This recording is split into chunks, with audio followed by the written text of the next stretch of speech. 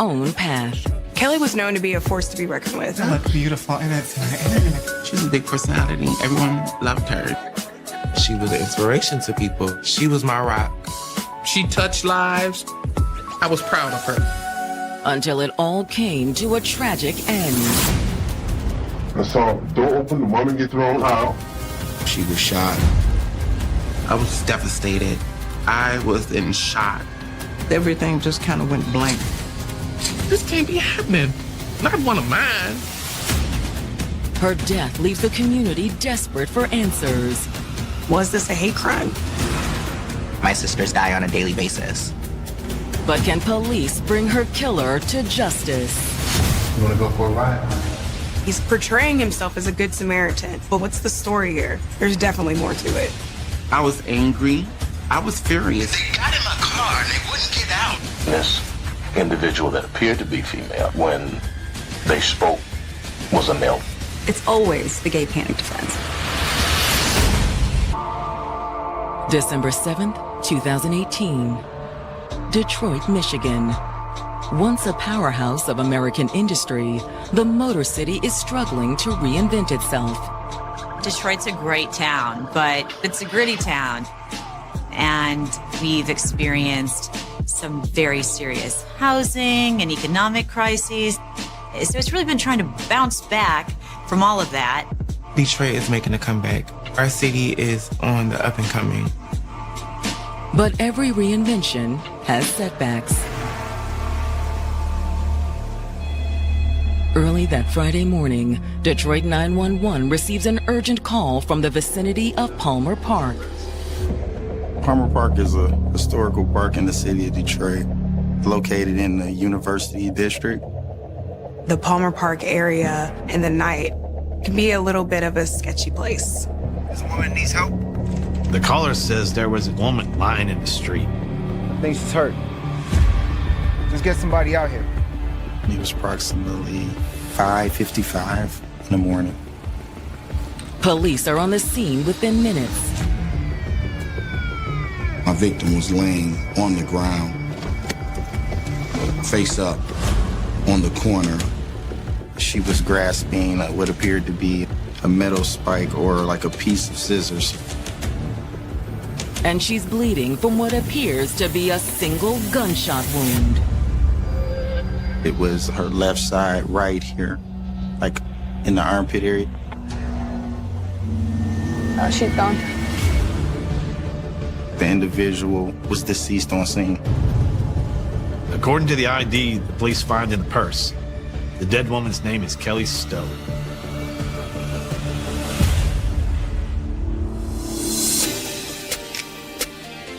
"36-year-old Kelly Stowe always had a strong sense of self." Kelly was a force to be reckoned with. She had her own thoughts, her own mind, but she was very special. Not only was she beautiful and poised, but she was also generous, kind, loving, supportive. The community loved her. But it had taken determination to get there. Kelly wasn't born a woman. He was born Tristan. He was a grandma's baby, the light of everybody's life, spoiled rotten. We're a small family, but we love strong. And we're there, for each other, because we realize that we're all we have. And even from a young age, everyone realized that Tristan was different. The earliest I remember, I know like at 7, she would come home and, be crying, kids teasing her. I didn't really realize how much it affected me, but it was like, no, there's nothing wrong with you. God don't make no mistakes. Throughout high school, Tristan struggled to fit in. She got into sports. She started off with track. She did pretty good. Then she got into football, and me and her dad made her stay with football. She hated it. We found out years later she hated football, but she stayed with it. She was well known for her athleticism. She got a partial scholarship to college and everything. But her heart was never truly in it. It was rough in college. She ended up doing 2 years and then decided to come home. And when she came home, she finally started to embrace her true self. We talked about careers, what you want to do. So she was always in fashion and makeup and things of that nature. So we found the International Institute for Design and Technology. She enrolled there. It was like, oh gosh, she finally found a school where she felt like she fit in. Thank God. From there, she just flourished. That's where she really found herself. It was then that Tristan became Kelly. She was like, mother, when I'm a woman, I feel empowered. I feel strong. I feel beautiful. And it was like, wow, I respect and love her for the fact that she accepted her truth. Nobody should hold nothing in if it's detrimental. Just be happy and live, you know? But it was when Kelly discovered the world of ballroom that she really found a home. The ballroom scene started in New York, where the Black and Latino community decided to come together and put on their own pageants and their own celebrations of who they are and their identities, and created a space that was just for them. When we were watching TV and saw people at BET Awards and walking down the red carpets, in our minds, we knew that we won't be able to do that. So we created our own space where we awarded ourselves and gave ourselves praise. So that's why it's important. It's ours. When it came to the ballroom scene, Kelly came alive. People could recognize her from a mile away. 6'4" stature, beautiful, confident. She was a winner. When she stepped on the floor, she won. And if she didn't win, like, you knew she was there. But Kelly was more than just a fierce competitor. Girl, try this one on too. Stop playing. She was also a role model. I didn't know how to do hair and makeup when I was younger, so of course she taught me. This is a good braid of hair. What kind of braid is this, honey? She did my hair, she dressed me. She gave me the motivation. She let me know that I could do it. She was my rock. She was my big sister, but she also was my mentor. But now, the special woman who commanded the ballroom floor lies dead on a Detroit street corner. She succumbed to a gunshot wound. Other than her personal effects, there was one spent shell casing. And while Kelly died clutching half of a pair of scissors in her hand, there is no sign of a gun. It's definitely a homicide. But could it be more than that? We've got one female deceased. Can you go ahead and start major crimes in the ME? A transgender woman had been murdered. It is so dangerous for them just to be who they are. Was this a hate crime? After leaving her old life behind, Kelly Stowe had gone on to shine in the world of ballroom. She loved it. That seemed to bring her a lot of joy. It is the best thing in the world when you are finally able to be your authentic self. So we have these good hoochie mama dresses. She was bold, beautiful, and funny, and intelligent. She was warm, and everyone loved her because she always had a loving smile on her face. She was a big personality. And she was a role model to those around her. When people are not afraid to be their authentic selves and be out there, that starts to break down barriers. She felt comfortable living her own life and her own truth. But now Kelly's life has come to a sudden, violent end. She is dead on a Detroit street corner, killed by a single gunshot wound. So investigators really needed to know if Kelly was the target of a hate crime. A hate crime is anytime you intentionally assault somebody just because of their sexual orientation, their social status, their religion, their ethnicity. A lot of people take for granted the little things that are really unsafe for my community. It's not safe for every trans person to take the bus or go to the gas station to get a pack of cigarettes. The daily things that we take for granted are some of the reasons as to why my sisters die on a daily basis. Living this lifestyle, we have lost a lot of people, and it puts you in a scary place. It's being normalized, killing trans women. For the moment, the detectives aren't sure what motivated the murder, or if Kelly was even shot on the street corner. This could have been someone that's dumped out of a vehicle. This could have been an old spent shell casing. However, since the victim is trans, the detectives have to take that into account. At the onset of any investigation, you have to follow the evidence, right? And based on where they found Kelly, the detectives have reason to believe the crime could be motivated by anti-trans prejudice. Trans women of color, particularly, congregate in the 6 Mile and Woodward area, which is Palmer Park area in Detroit. It's been like that for quite a while. There is an LGBT center there. It's the only place in the city that will take them in. No homeless shelter will take in a trans person in the city because most of them are faith-based. So there's just no support system for this community. To survive, many turn to sex work. When I was younger, I was doing sex work, survival sex work. I didn't like it. I don't like it. It's very dark, creepy, scary. If you're there, know that you feel in your mind there's no other choice. Nobody in their right mind wakes up and says, this is what I want to do for a living. They don't have any other option to have the things that they need in order to survive, whatever that is, whether that's food, whether that's access to hormones, medication, a roof over their head, a phone to be able to call their loved ones. The detectives suspect sex work could explain why they found Kelly's body near Palmer Park. It has been historically a place where you find prostitution.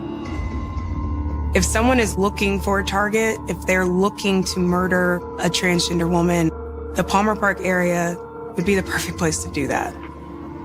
But that doesn't necessarily mean that her death was a result of a hate crime.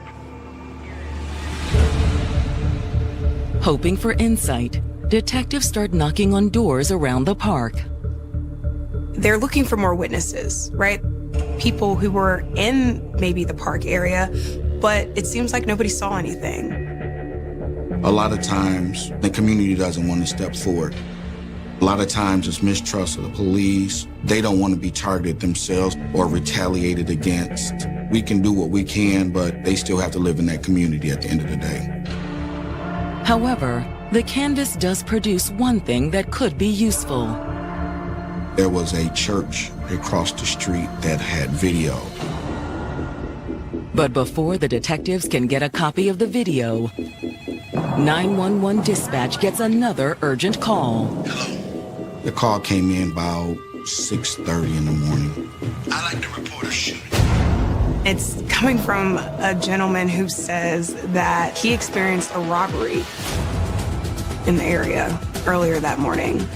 They got in my car. They wouldn't get out. Give me your money, get out. He said that he had to shoot them. Detectives investigating the shooting that killed Kelly Stowe have just been informed that dispatch received a 911 call from a man who says he may be responsible.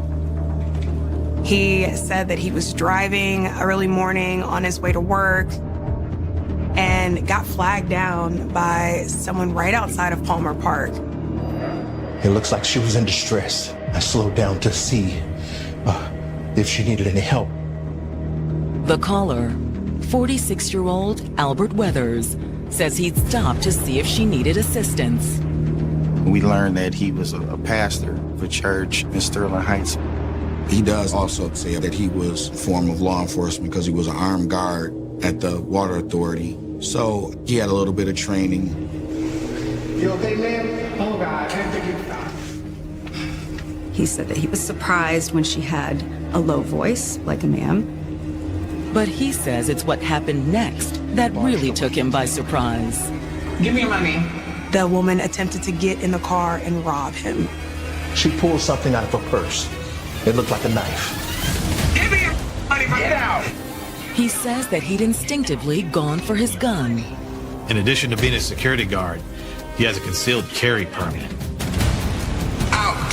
Now! It just happened so fast.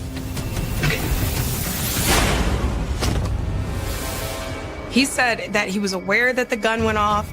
He didn't know if he had shot the person. I wasn't even aiming at her.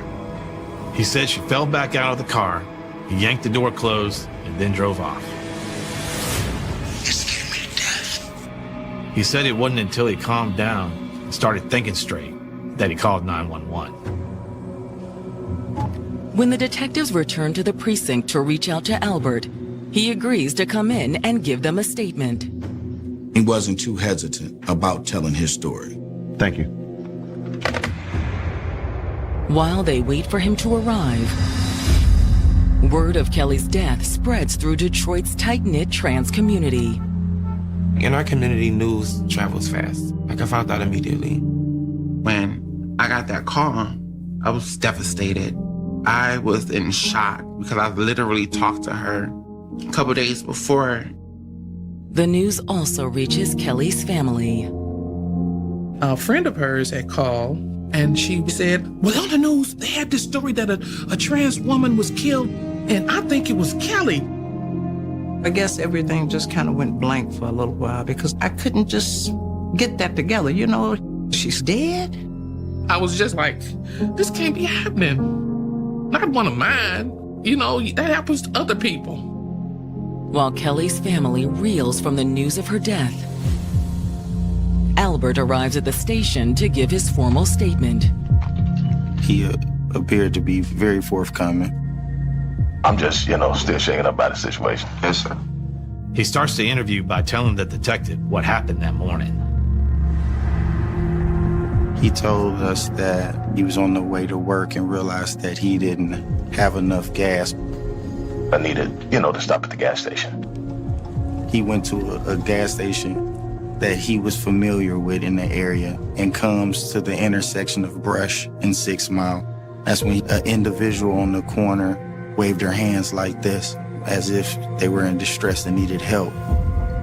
And so as I raised the window down, that individual unlocked my door and proceeded to get in my vehicle. When asked what happened next, he said this individual immediately requested money from him. And that's when this individual that appeared to be female, but when they spoke, was a male voice. I'm trying to help you. He stated he refused to give money and requested that she exit his vehicle. And from what he said, she wouldn't get out. Albert says that's when Kelly had pulled something from her bag. Something metal. It was metal. He cross-drew his firearm, instructed Kelly to exit his vehicle again. You gonna pull a gun? And actually, instead of being scared by the pistol, the woman actually just started yelling. And then they kind of was coming toward me. That's when the gun went off. He stated that she collapsed to the ground and he closed his door. We drove away and went to work. You called the police when you got to your job? Not when I got there, no. He explained that he was all wound up and needed to calm down before he called the police. He spoke articulate. He was to the point. He dialed in on his conversation when he spoke to you to make sure you understood. He was portraying himself as a good Samaritan when he was met with not only a hostile person, but with the threat of being robbed. But the detective can't help but wonder if Albert is telling the whole story. So he just happens to stop and help a transgender woman in an area that's known for prostitution? People going to this area, they know what they're looking for. After taking Albert's statement, the detectives do a little digging into the alleged Good Samaritan. He has no record. Everything is clean. He was a family man. He was an upstanding citizen, a husband, a father, All the things that you think a pastor should be. And they were able to find the conceal and carry license that he claimed to have. The detectives also look into Kelly's criminal history. Kelly didn't have much of a record either. There's certainly nothing to suggest that she would have attempted robbery. What's the story here? There's definitely more to it. Hoping to find out, the detective's next move is to follow up with the man who made the original 911 call. He didn't see the actual shooting or heard the shooting, but he saw a man push a woman out of a car. And as it turns out, that's not all he saw. Then some man got off the driver's side, snatched the phone out of her hand. Detroit detectives investigating the shooting that killed Kelly Stowe are following up with the witness who first called 911. And he tells police he's just been passing through the area on his way to work that morning. I got the music go upstairs, and all of a sudden, it would hold my eye with somebody being thrown outside. He didn't hear any gunshots, and he also didn't see any arguing. The car said stopped, and I realized to me, I saw the door open, the woman get thrown out. He could tell that the woman had a phone in her hand. He could see the light from the screen. Then the witness says he saw a man get out of the driver's side of the car and cross to the woman on the pavement. They snatched the phone out of her hand, and they got back in the car. They then leave heading towards 75 area, which would be east of that location. You said you saw him walk around the curb? Where? After the man drove away, he saw the woman on the street, and it was clear that she was in pain. He says he then drove slowly past the woman to check on her. I could tell they were moving, like wincing. So that's told me to call for emergency police to get somebody over there. Yeah, there's a woman that needs help. But he had no idea she'd been shot. Did you hear any gunfire? No weapons. Like I said, I couldn't tell since she was moving, so I didn't see anything done to her. Did you see him assault her or assault him at all? Any kind? Just nobody else in the vehicle. None that I can tell. I just know from the passenger side, she was thrown from the car. Parts of what the witness says fits with what Albert has already told detectives. He said that he shot her, and he kind of just let her drop out the car. But the witness also saw things Albert hadn't mentioned. Albert never said anything about Kelly having a phone. So now we have two stories happening. There may be a way for detectives to uncover the truth. During initial canvass, detectives noted that there was a church nearby that had cameras that covered the area where the incident had occurred. I had one of our video people extract the video from the church. The video is grainy, but it does show Albert's car pulling into frame. It was dark, but you could clearly see that the car stops, and you can see the dome light coming on in the car, and you can see there's some sort of communication going on in the vehicle because it's just sitting there. Then a moment later, a man does get out of the driver's side. It's very grainy video, but you do see that he then approaches the passenger side. You see a muzzle flashed. Could that be the supposed phone light that the witness saw?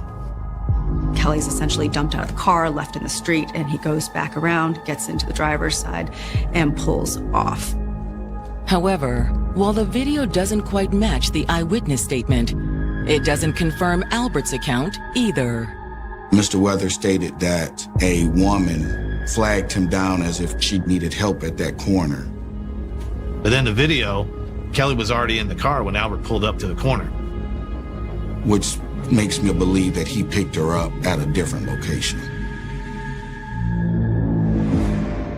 The video also provides a possible clue about where Albert picked up Kelly. The video was very grainy. It was dark, but you could most certainly see the car actually came from the street that ran perpendicular to 6 Mile. They're coming from the direction of the nearby LGBT center. A lot of trans people go there that experience homelessness, that need non-perishable items, a food box, and different resources. Detectives suspect someone at the shelter could know more about Kelly's death, if they're willing to talk. The trans community, for good reason, has in the past not really trusted law enforcement. Sometimes they're sex workers. They don't want to deal with the police. Right this way. But this time, the detectives are approached by someone from the trans community who is more than willing to talk. They really had decided that they had had enough. I came forward out of rage. I just was thinking about my friend. She is a survival sex worker, and she knows Kelly. And she also knows Albert. You want to go for a ride? I just knew, like, this is the person that did it. This is the person who killed my friend. She said it wasn't a robbery. This was on purpose. Investigating the shooting that killed Kelly Stowe have just been approached by a woman named Bridget who says she knows Albert Weathers, the man who admitted to shooting Kelly in self-defense. He picked me up from time to time. I was really scared for my life, but I also knew that somebody had to speak up. She has known Mr. Weathers for a long time. Yeah. I had known him before I even hit the age of 20, and I'm 35 now. And Bridget says Albert is no stranger to the women that work that area of Detroit. He comes to the Palmer Park area and picks up prostitutes. Albert was a client? Not for a while, but yeah. Why not for a while? It just wasn't worth it. My experience with him was negative. There was always a conflict at the end of any of the sex work. Whatever they agreed to, we wanted to change the price of the services. I walked away a lot of times from him with no money. She also tells police that Albert's behavior is aggressive. It's like we was living a double life. I never would have thought he was a pastor. I never would have thought he had a family and a wife.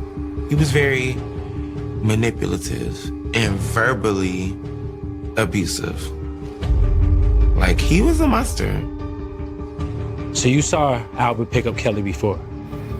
Yeah.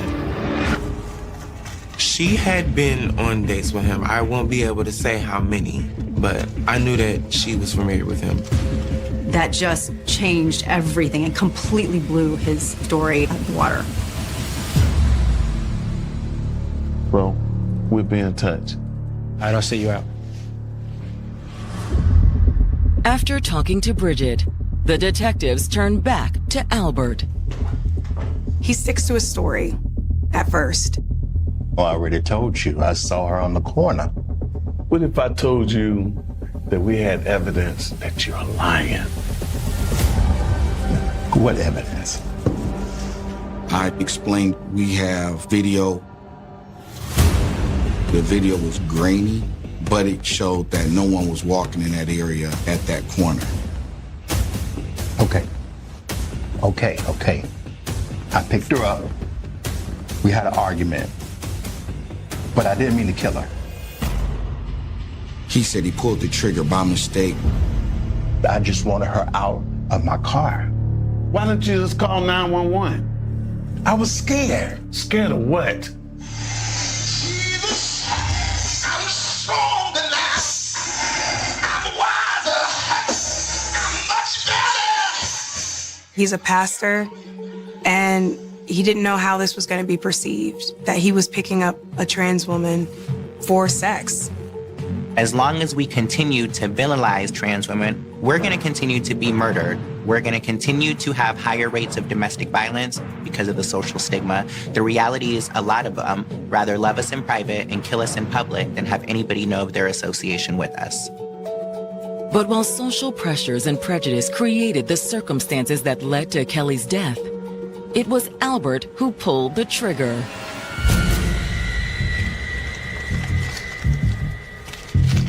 I think that it had more so to do with Get out. Where's the rest of it? Mr. Weathers not willing to pay for some service.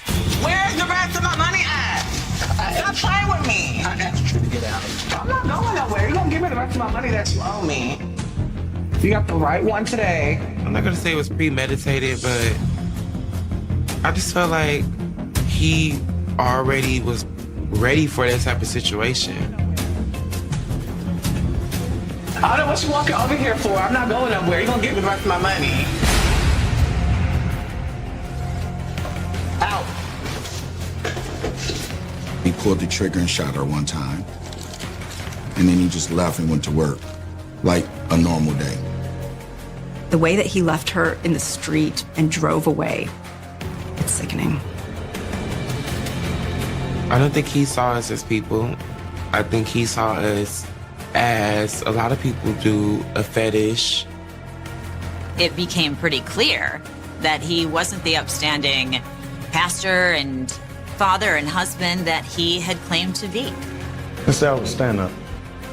After the interview, the detectives charge Albert with the murder of Kelly Stowe. I was like, thank God. I don't have to go through life wondering who did this and why. I was relieved, but I was more relieved that he wouldn't hurt nobody else, so to speak, because there's a lot of young trans ladies down there. I was excited, but I also was anxious to know what was the next step. The prosecutors were just as anxious. At the time, I was a prosecutor in Wayne County and working in the homicide division. So Prosecutor Worthy and Dana Nessel, who is now our Attorney General, put together the Fair Michigan Justice Project. They asked if I would come in to prosecute, to start tackling the violence in that 6 Mile Woodward area against the trans community. It has changed astronomically my community's view on law enforcement, interacting with law enforcement. Our trans community, I think, is feeling a little more comfortable coming forward. But then, just 6 months after the arrest, there's a development in the case that could undo all that progress. Albert Weathers was granted a bond hearing. When you're charged with murder, typically you are not granted bond. But the judge in this instance sets Albert's bond at $100,000. Only 10% has to be paid. So with $10,000, Albert's a free man. I was angry. I was furious, to be honest. They literally just let a murderer go. 8-year-old Albert Weathers has been released on bond after his arrest for the murder of Kelly Stowe. During that hearing, the judge repeatedly asked the prosecutor what would be the harm in allowing him to be back on the streets until trial. But the judge says Albert is a pastor, doesn't have any priors, and is not considered a flight risk. Kelly was a victim in this case, and the defendant threw her out like she was trash and drove away and left her to die. The prosecutor goes on to try to remind the judge that he waited an hour to figure out what story he was going to come up with to tell the police. The judge then says he understands all of that. But how is that a threat to other people? I was pretty upset about it because a judge in this case stated on the record that they did not believe him to be a danger to the general community. So this was another instance of danger to the trans community not registering. We were just all looking like, huh? Like another slap to the face, another like, y'all don't matter. I was just angry. Oh my God, why he need to be out on bond? He may go and mess with somebody else. This is not the first person that he got physical with, and I just feel like he's gonna do it again. I'm next, is what I thought. Because I was the only person who came forward to identify him.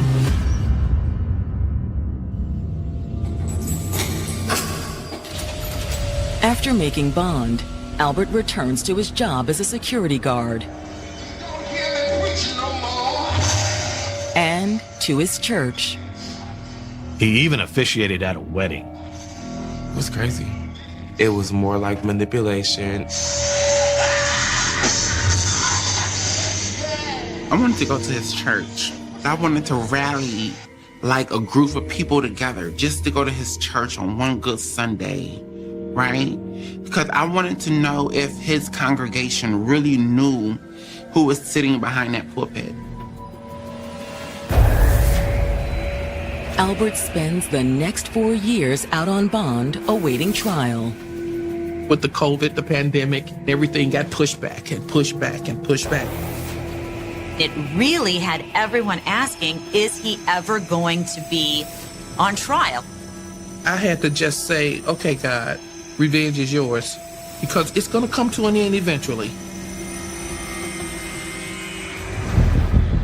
Finally, in 2023, Albert's attorneys reached out to the prosecutors about a possible plea deal. I feel that we had a good chance of, obviously, a conviction. And defendant, when they see an onslaught of evidence, they make decisions based on that. I think we all know that Albert Weathers had a history of soliciting transgender prostitutes. He was already facing pretty serious allegations, and I don't think he wanted all of that out in the open. The prosecution also worries that a jury might believe Albert's claims of self-defense. It's the gay panic defense that they want everyone to buy into. It's always the gay panic defense. A lot of it comes down to what you can prove. You don't know what a jury's gonna do. It's possible he wouldn't serve any prison time at all. In July of 2023, Albert pleads guilty to second-degree murder and a felony firearm charge. The felony firearm is an additional charge that goes with the commission of a crime while using a firearm. In exchange for his plea, the judge sentences Albert to 8 years for murder, with an additional 2 years for the firearm charge. I was not surprised with the plea. He knew he was guilty. We knew he was guilty. They knew he was guilty. The judge knew, but that's not a sentence. Of course, you know, you hear murder, you want 20, 25 years, but the prosecutor, she was very good in explaining how that system worked. So once she broke it down and when it came back to what they said, I was okay with that. For murder, too, for someone who has no prior criminal history, these numbers are actually within the realm of what they could get after a trial. Everyone would have liked to see him serve more time, but I also think after so long, I think everyone was glad to see that justice was being served in some way. I'm glad that finally this was an end and he admitted guilt. The family does have a little bit of closure that Mr. Weathers is sitting down in prison, and hopefully he will understand why he's there.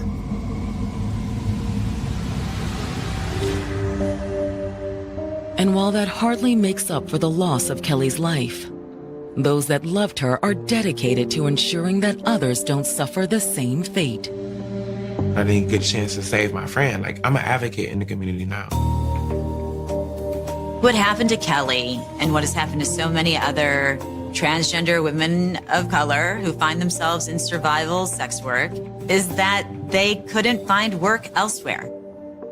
So the lesson for all of us is to just tear down these barriers. Allies. Let's create businesses. Let's create opportunities.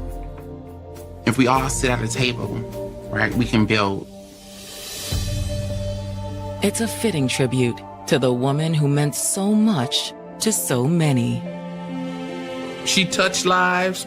Her dick built a life rooted in faith and family. She was a smart woman. She loved her kids. She was family oriented. He was so charismatic. He also was a man of faith. Well, God said we got to clean your filthy. But in a split second, their future was torn away in an act of violence. I need somebody here, please. I need somebody here. Oh, Jesus. It was unbelievable what happened. It seemed not even like a nightmare. It wasn't real. Imagine having 2 fully involved relationships for 10 years. Double life. That's a double life. Did betrayal lead to a desperate plot? She wanted him all to herself. Or was there a hidden serpent lurking in the garden? The story starts to unravel. When everything is said and done, people always know the truth. Everything was a lie from the very beginning. Just to see that many people being manipulated at one time, it's just evil.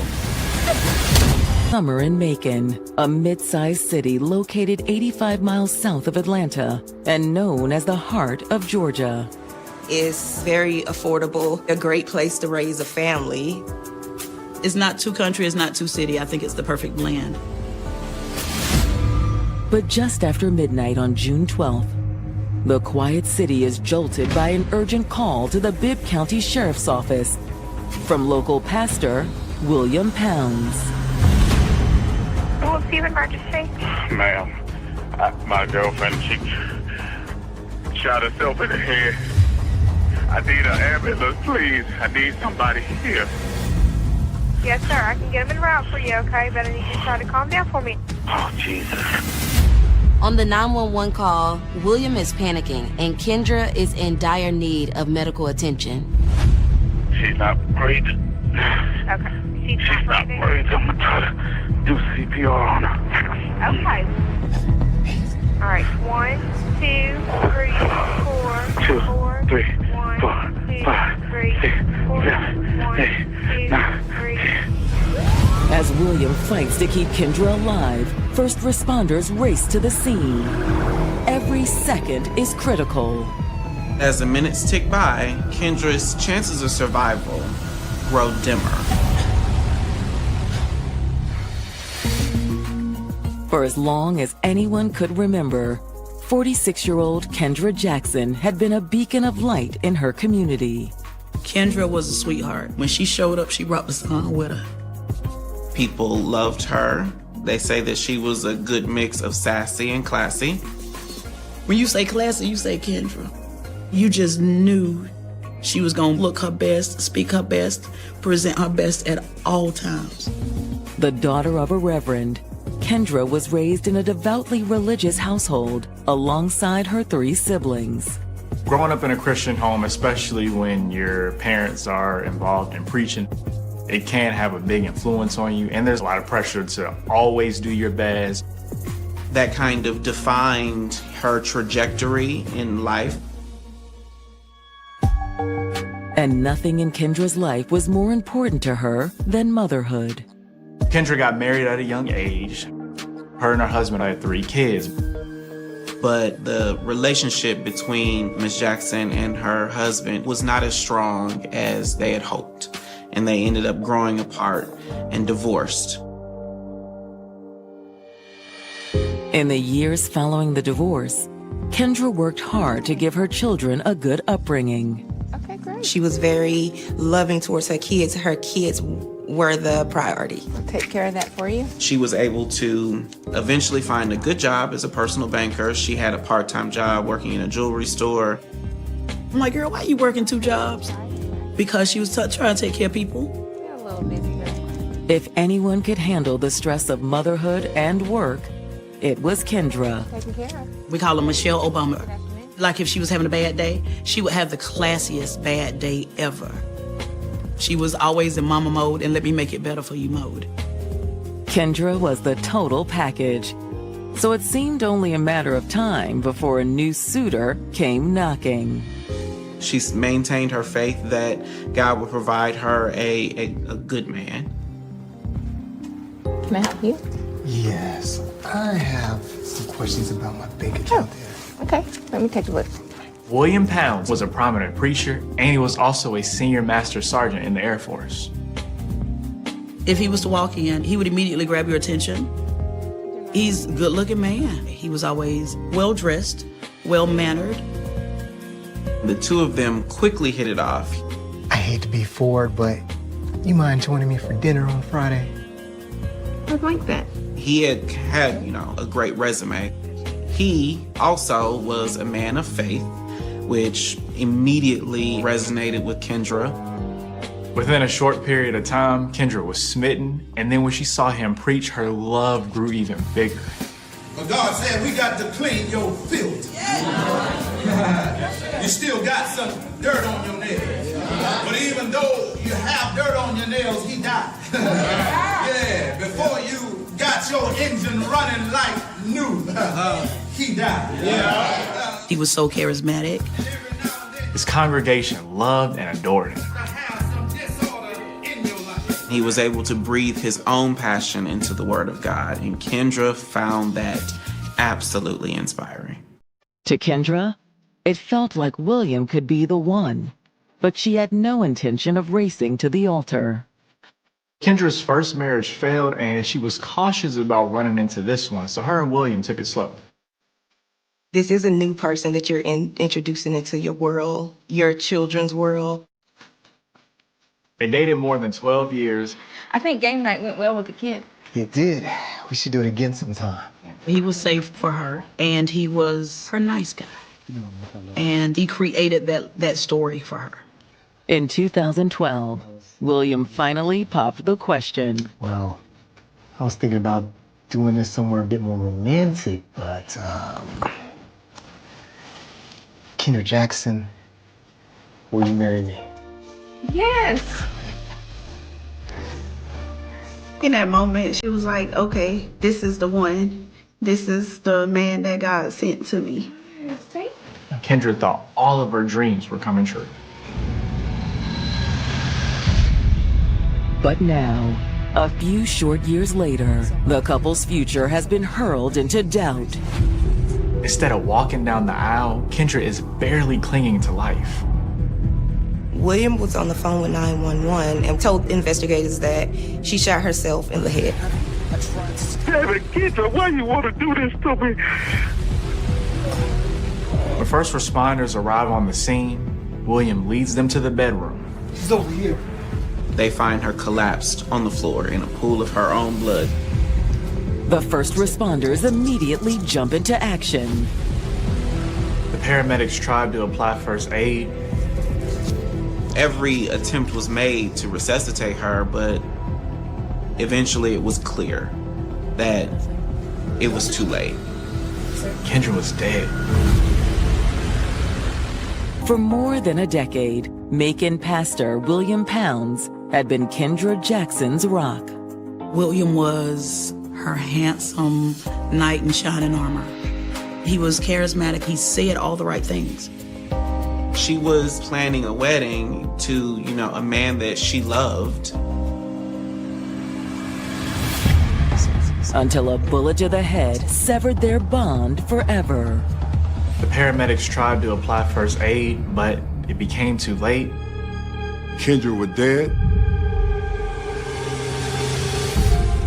When investigators from the Bibb County Sheriff's Office arrive on the scene, they step aside with Kendra's grieving fiance. Sir, I'm sorry for your loss. Do you think you're up to walking us through what happened? Yeah, I can do that. Mr. Powell said it started off as a normal day. Him and Kendra and the kids had spent quality time together. They all had dinner together, and then Kendra drove the kids over to their father's house. Hurry back. Kendra returned to the home around 10 p.m. She came back. Him and her got into bed. They are watching a basketball game and starting to discuss some of the details of their relationship. Kendra started pressing him on a date for the marriage. We've been engaged for a while now. I think it's time that we should start planning the wedding. She wants her wedding because the whole world around her and William's relationship expects this to happen. Because that is the Christian thing to do. He told her that he wasn't ready to get married, and she didn't respond well to that. What do you mean you're not ready? We've been together for like 15 years. He really loved Kendra, but after so many years, he had felt the relationship had run its course. William tells investigators that when he broached the subject of ending their relationship, Kendra started to spiral. All the years that she has invested in their relationship, she feels like she had wasted her time.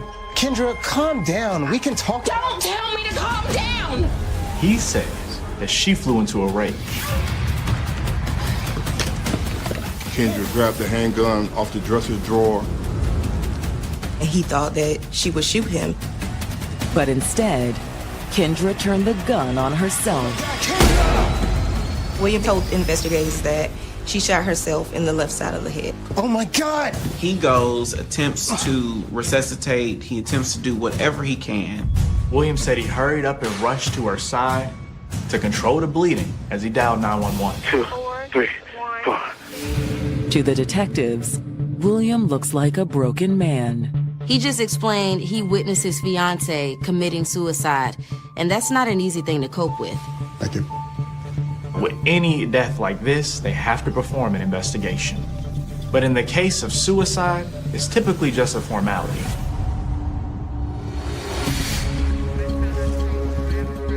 The crime scene has the appearance of a suicide. The victim is lying on the floor with a gun in close proximity. The blood is in the appropriate area. The gunshot appears to match up with the scenario provided by Mr. Pounds.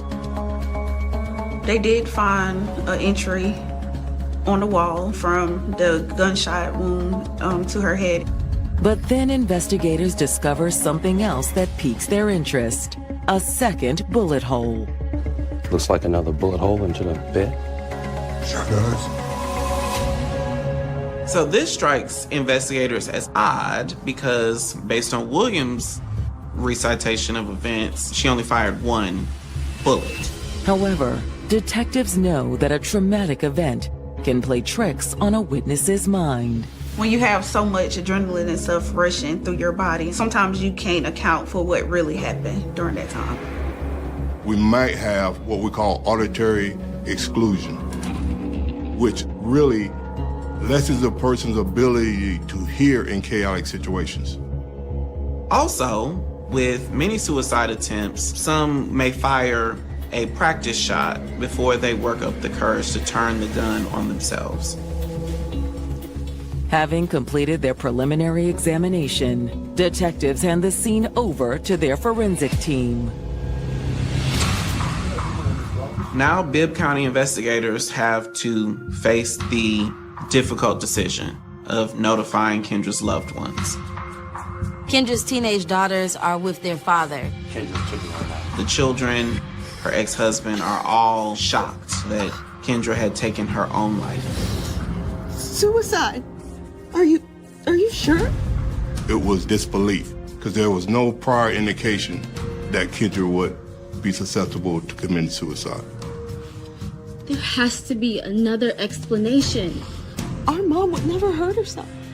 The family did not believe that suicide was the cause of her death. They're convinced there has to be more to this story. Something's not right with it, and your gut. Georgia have learned that moments before Kendra Jackson allegedly committed suicide, her fiancé, William Pounds, called off their engagement. He was starting to have some second thoughts about the future of them as a couple. William said that she grabbed his .40 caliber pistol, shot herself in the head.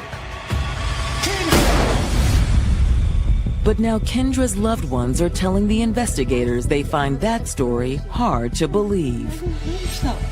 There's no way our mom killed herself. They didn't believe that she would take her own life. The family was adamant because it was outside of her character and also her faith. What about warning signs? Did your mom seem depressed lately? No, not at all. Amen. Kendra's daughters tell investigators they spent the previous day with their mother and William. They said they didn't feel anything out of the ordinary. And there was even cause to celebrate because Kendra's youngest daughter had just landed a new job. They had dinner together to celebrate, and then she dropped them off to their father's house to spend the night. Kendra made plans the next day to spend time with her daughter and go shopping. It just didn't line up.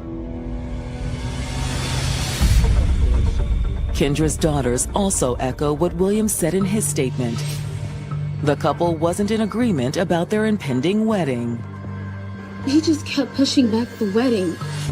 William and Kendra got engaged in 2012. They initially had planned on getting married in 2014. And when the date came around, William encouraged the couple to push it back even further. Mr. Pound's explanation for the delay was financial issues. The couple bickered about it. They had, small discussions. Nothing ever rose to the level of thinking that Kendra would take her life behind it. By the end of the interview, investigators consider that Kendra Jackson's death may not be an open and shut case. The fact that her loved ones, the people closest to Kendra, were so adamant that this could not be, that leads investigators to reassess the facts. Could there be more to the story? When detectives receive the results of Kendra's autopsy, even more questions rise to the surface. Mr. Pounds told detectives that Kendra shot herself in the left side of the head. Well, the autopsy clearly disputed that. The evidence showed that she had shot herself in the right side. Of course, adrenaline was running high. So maybe that was an explanation. However, like the earlier finding that not one, but 2 bullets were fired inside the couple's bedroom, it's another inconsistency in William's version of events.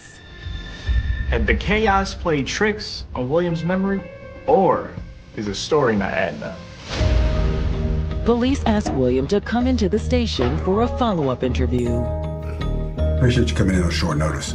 Of course. Anything I can do to help. William was cooperative and he seemed willing to assist in the investigation. The night Kendra shot herself, tell me again what you saw. He tells them again about their argument and how she got up and grabbed the gun from their dresser drawer. William just concretely says she shot herself on the left side of her head. Now, the investigators know from coroner evidence that that is not true. At that point, Mr. Pound's story starts to unravel. Your version of events doesn't line up with the evidence. There were 2 shots fired in that bedroom. Well, I only remember 1 shot. Did you alter the scene in any way? No. That's when investigators asked William a point-blank question. Did you shoot Kendra? Absolutely not. Despite the inconsistencies in his story, William maintains that Kendra's death was a suicide. But before investigators end the interview, he drops a bombshell. He tells police officers that he was in another relationship. He was engaged to someone else, as well as Kendra. William Pounds has just made a stunning confession. The 47-year-old pastor tells detectives he called off his wedding with Kendra Jackson because he was engaged to another woman. This information comes as a huge surprise to investigators. Who's gonna believe that a pastor is engaged to 2 women? Not even believe. Who's gonna even suspect? According to William, the other woman in his life is a police officer who lives 45 minutes away in Atlanta. What's her name? Sierra Brinkley. It's a discovery that forces the investigators to rethink everything they thought they knew. Could Sierra Brinkley be involved in Kendra's death?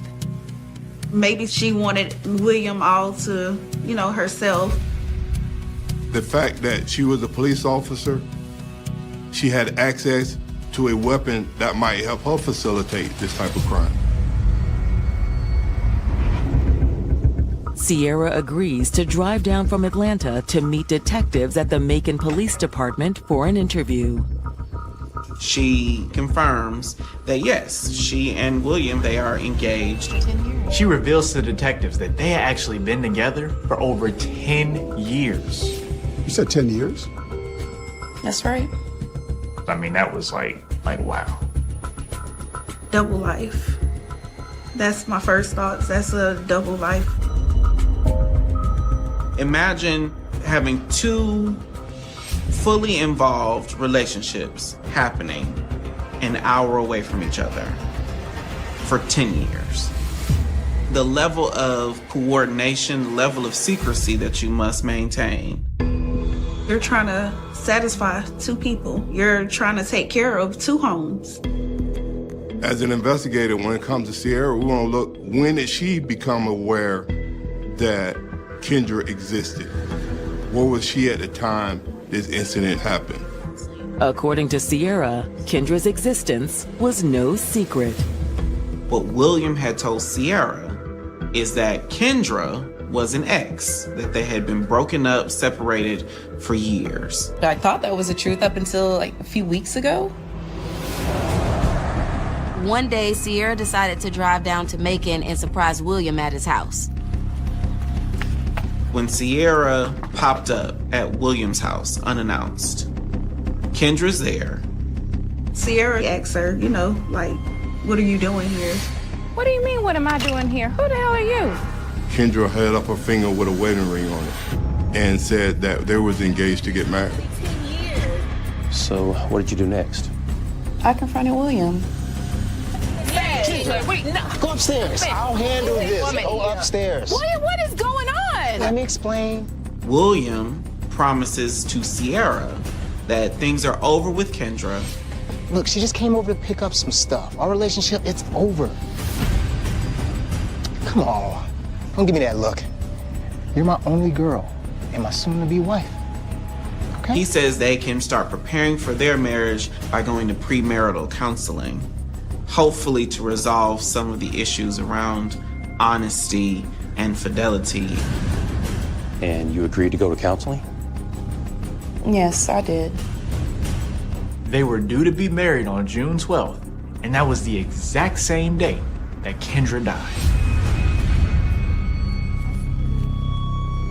But as investigators know, instead of walking down the aisle with Sierra, William spent that evening with Kendra. When she found out that William hadn't ended things with Kendra, Sierra could have flown into a jealous rage. Did you do it and now William is covering up for you? When investigators pose that question to Sierra, she immediately denies any involvement in Kendra's death.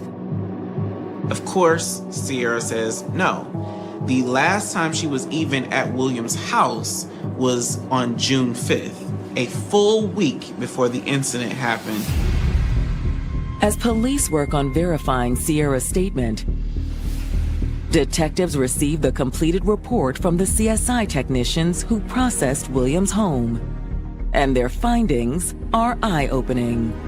When detectives had initially walked through the crime scene, they noticed a bullet hole in the wall, but despite exhaustive searching, the CSI was not able to recover the bullet. What happened to that bullet that was in there, and why was it pried out of the wall? The forensic team also failed to recover the second bullet that went through the mattress, or either shell casings. A closer examination of the comforter and mattress revealed more alarming evidence. They could tell by the way that the bullet had passed through the comforter that the comforter had been moved after the shots were fired. The bed had apparently been remade in an effort to conceal the bullet hole in the mattress and the comforter and the sheets. Somebody had tampered with the scene. The trajectory of the bullet that killed Kendra raises an even bigger red flag. There was no way that Kendra was standing when she allegedly shot herself in the head. The evidence points to her being on the ground. Based on these new findings, investigators feel confident that Kendra was murdered. These are no longer discrepancies that you can attribute to faulty memory. So police believe that William has been lying. He's trying to protect himself or his other woman. When investigators listen to the 911 call William made on the night of Kendra's death, they make yet another chilling discovery. You still there with me? Sir? Yes, ma'am. I'm here. They noticed that Mr. Pounds muted his end of the call 3 to 4 times. Hey, partner. Why would a person in the process of administering first aid CPR mute his call? 1, 2, 3. You still there with me? Sir? Yes, ma'am. Wait, you hear that? Play that back.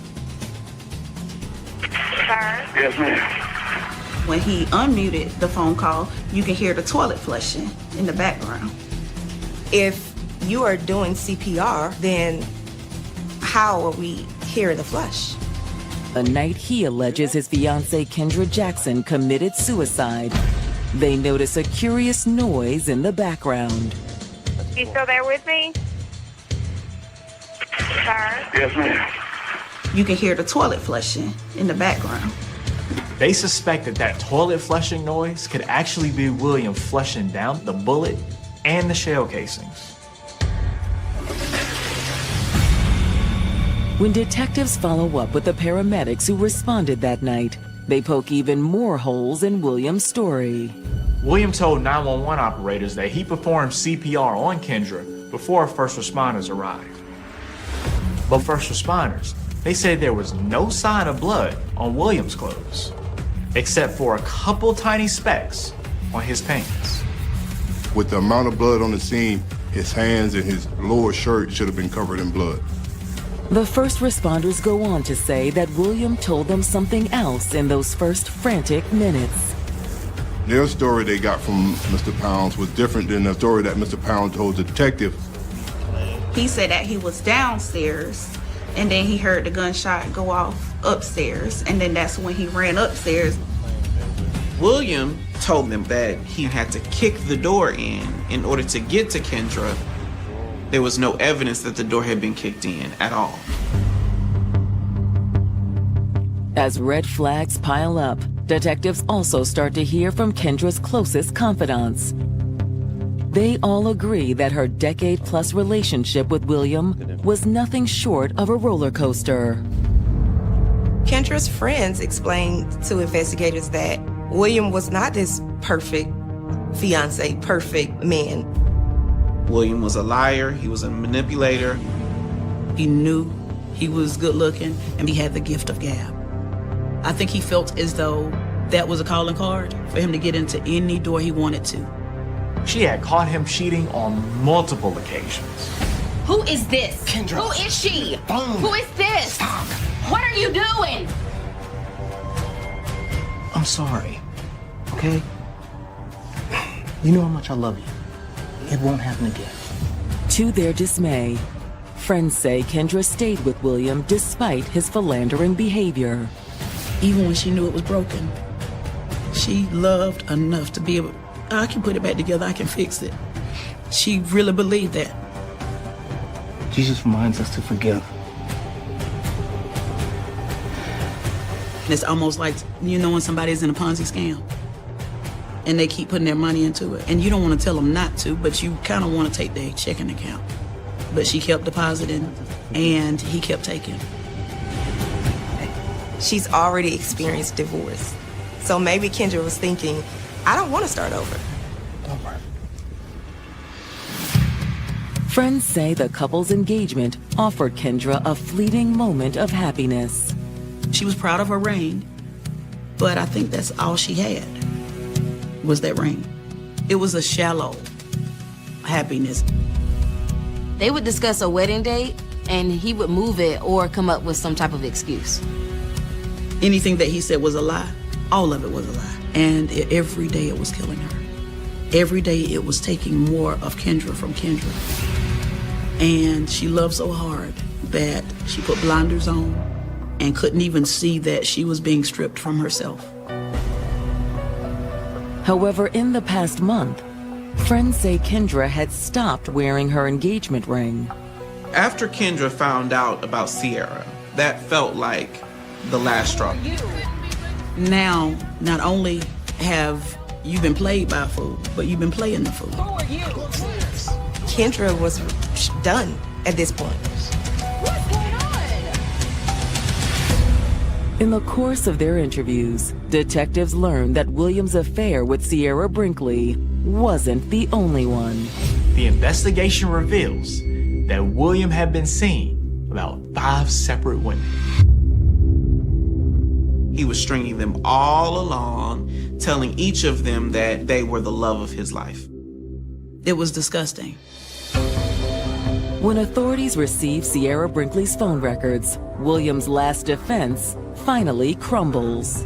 She was in Atlanta. She was nowhere near Macon when this took place. She was not at the scene of the crime when it happened. On August 21st, 2015, Bibb County Sheriff's investigators charged William Pounds with malice murder, felony murder, and aggravated assault. William was arrested for Kendra's murder, and he was calm and maintained his innocence. The family finally has this moment where they can breathe and they have a sense of relief. But that feeling of relief doesn't last long. His bond was $500,000. That's a lot. But he reached out to his congregation. So on September 15th, at William's bond hearing, his congregation shows up and rallies around him. Pastors in the faith community are revered because they are delivering the word of God every week. People truly believe they are instruments of the divine. And so the initial reaction for a lot of people is denial. They was like, no, he didn't do this. And they went ahead and bonded him out. Within weeks of his arrest, William is back on the street as a free man.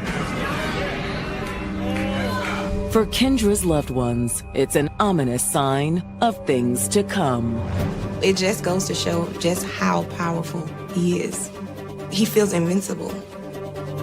It's almost like he's gotten away with it. He was so charismatic. He tricked them, too. If I never had a problem, if I never had conflict, He is the instrument of God. They can't let God go to jail. then I wouldn't know how to go to the manufacturer. With killing her and staging it as a suicide.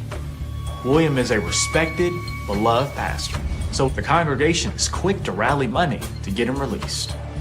They felt like he was wrongfully accused. They paid his bond and allowed him to get back out on the street. Backed by a devoted flock of believers, prosecutors feel that William's conviction is no sure thing. It can be hard to overcome a defendant's image, especially when someone is seen upright and moral. In the eyes of the public, William Pounds is a pillar in his community. And so it's gonna be difficult to convince a jury that he's actually a liar, cheater, and a murderer.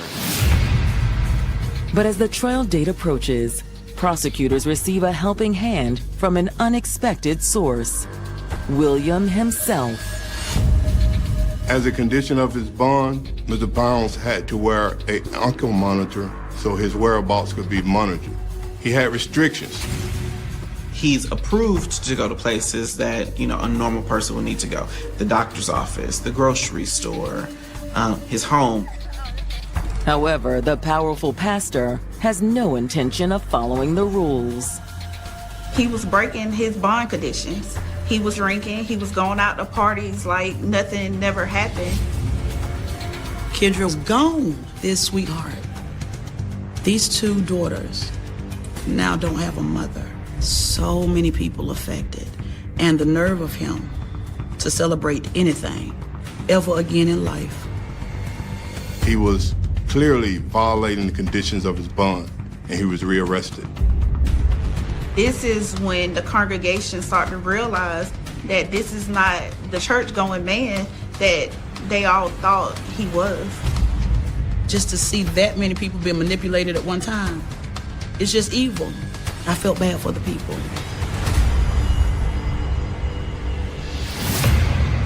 When William's trial begins in October 2017, he still remains confident that his pious image will carry him through to a not guilty verdict. William enters the courtroom with a Bible in his hand. He's still keeping up with this persona that he's created. But prosecutors aren't having it. They contend that William's mountain of lies can prove that he's the killer. Prosecutors tell the jury that on the night of June 12, 2015, William and Kendra got into an argument. I noticed you ain't been wearing that ring I gave you. You damn right I haven't. Based on the statements from her friends, prosecutors believe that Kendra was done with William. Why would I wear the ring of a man who's engaged to another woman? As simmering resentments bubbled to the surface, the couple's argument intensified. Prosecutors believe that Kendra, having seen William's web of lies firsthand, was going to expose him for a fraud, a liar, a manipulator. That's right. I'm going to tell the entire congregation that their pastor is a damn hypocrite. You know what? And so instead of taking responsibility for his actions, investigators say that he opted to silence her altogether. What are you gonna tell now? What are you doing? What are you gonna tell now? What are you doing? You're not doing anything. Where are you going? William took his military-issued pistol and fired 2 shots. One that went through the bed and another that went through Kendra's head. Once Kendra was dead, Mr. Pounds immediately tried to stage the scene so it appeared that Kendra had committed suicide. Mr. Pounds retrieved the bullet from the wall, retrieved the casing from the floor. He took both items into the bathroom and flushed them down the toilet.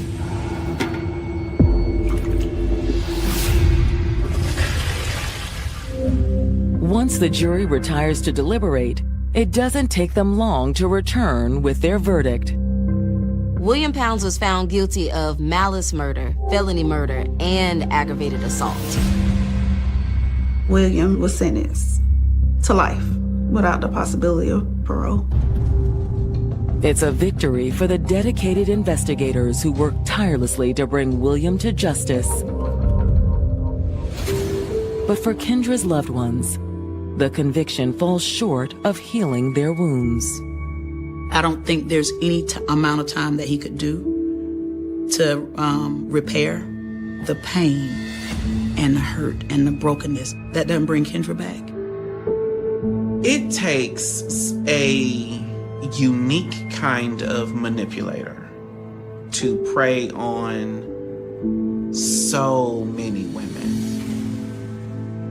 He did it for arrogance. He did it for nothing. He did it because he felt as though he could get away with it. While nothing can replace what Kendra's loved ones lost, her legacy continues to inspire them to this day. Kendra taught me. As a woman, we tend to know when something's not right. The police couldn't tell anything, so we didn't know what was going on. It kind of just became a fight for them on who deserves this man. I was thinking that this was going to change her for the rest of her life. Once I felt that first bullet, I was in a room of fire.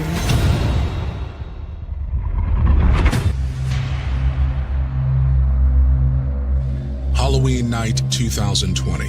Shortly after 2 a.m., Ashaki Banks, a resident of the village of Bellwood, Illinois, is awakened by a loud noise. I'm hearing pow, pow, pow. I'm hearing gunshots. So I climbs up in my bed and look out my side window. So I ain't see nothing. I was like, no, this ain't right, because the gunshots was just so loud and so close. I get downstairs, I'm looking from side to side like, okay, it's awful quiet. I mean, it just was just so weird this night, how it was. You know, it's Halloween, it's kind of foggy. And I'm hearing a voice like, help, help, help. Stepping outside, Ashaki sees a woman lying in the street, bleeding. She also sees a figure walking away from her toward a parked van. The person that was, I guess, just had shot her was walking off. They walking off getting in the van. And the van took off going slow, so now I'm running across the street to her. And she's laying there, I'm like, don't move, don't move. You can see the trail of the blood, you know, a little bit farther down the street where she rolled and made her way back to the middle of the intersection. and she wanted somebody to see her. Seeing her, I knew that was Nicole.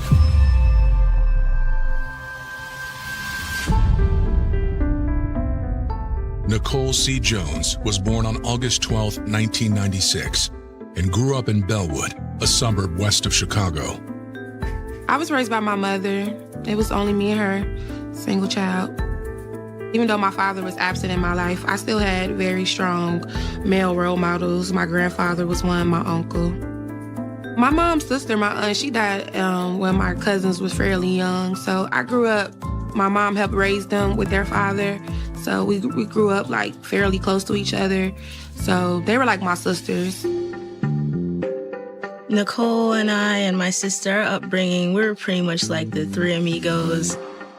We would look out for each other anywhere we would go, have each other's back, make sure we knew where each other were. We would always be together, doing things as a three, traveling, going to church. I always remember going to church. My mom, my granddaddy, my grandma, we would all go to church every Sunday. I had Bible class on Monday, choir practice on Thursday, praise dance practice on Saturday. So I was very active in church. It was instilled in me at a very young age. So I always just knew who God was, and I knew how to communicate with him. Growing up, Nicole gained self-confidence through worship and music. I joined a praise dance team.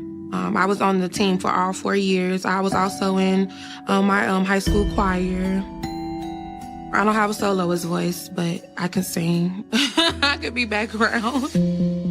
Friends knew her as a stylish and self-assured young woman. I've been Nicole 10 plus years. We've been friends since 4th grade. Actually, when we met, we was only 2 girls in the classroom. So it was like we just had to be friends. Nicole and her mom used to always pick me up to go shopping with them. Nicole, she was always the best dressed. She was always looking nice, hair and makeup, always on point.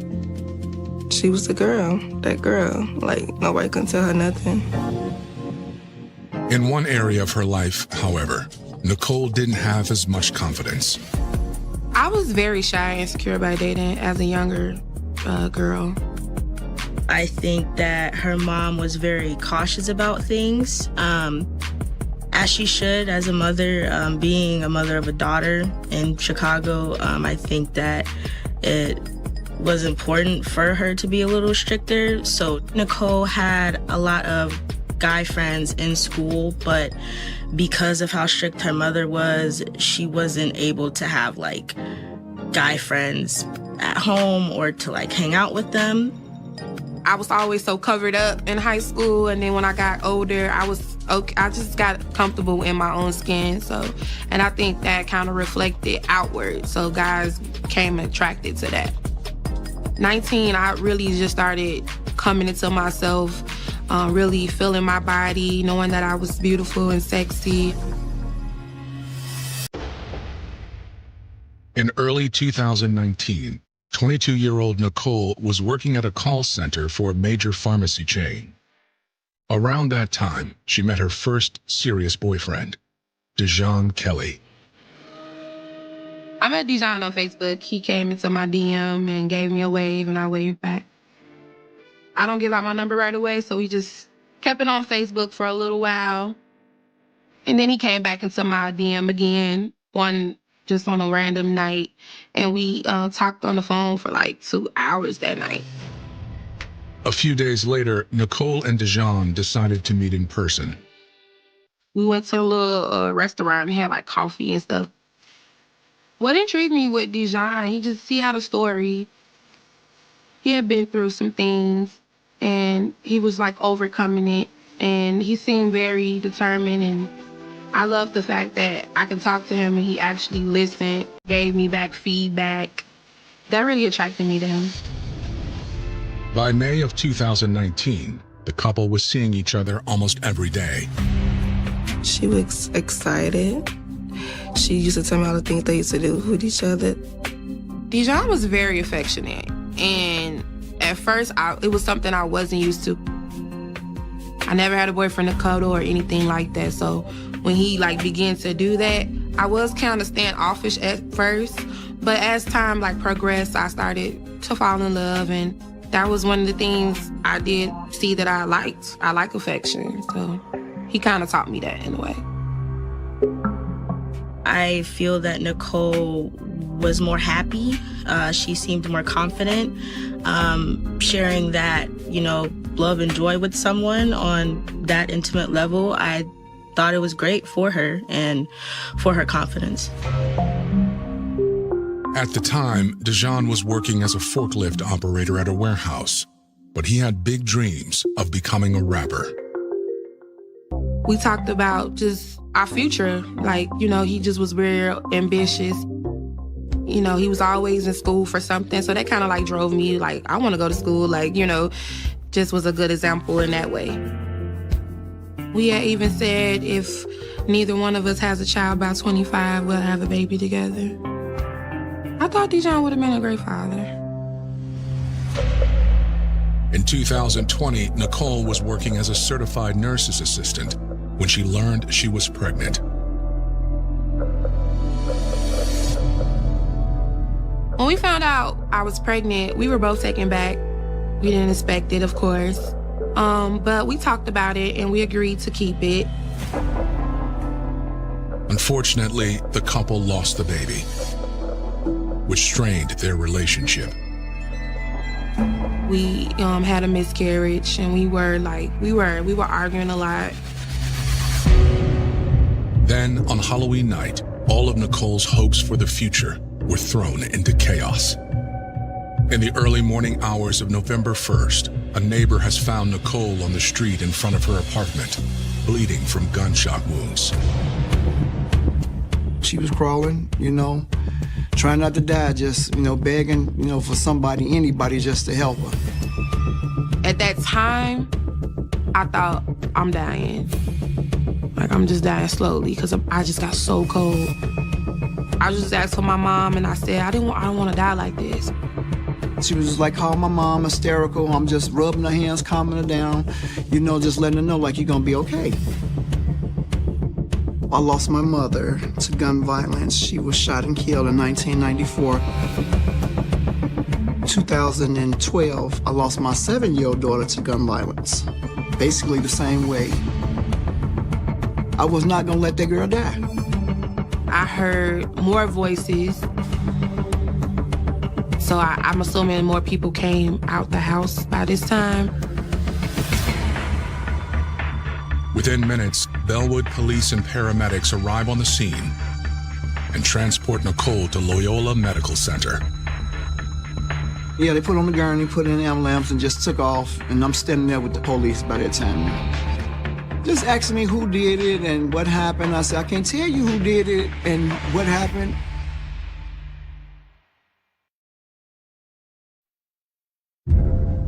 In the early morning hours of November 1st, 2020, police in Bellwood, Illinois, are investigating the shooting of 24-year-old Nicole Jones. Her neighbor, Ashaki Banks, tells authorities she saw the shooter flee the scene in a van. She says she didn't recognize the shooter's face, but Nicole did. And she's laying there. I said, did your boyfriend do this here? And she was like, no, not my boyfriend, girlfriend. Unfortunately, Ashaki does not know the name of Nicole's boyfriend. Detectives process the crime scene, searching for any clues that might help them to identify the shooter.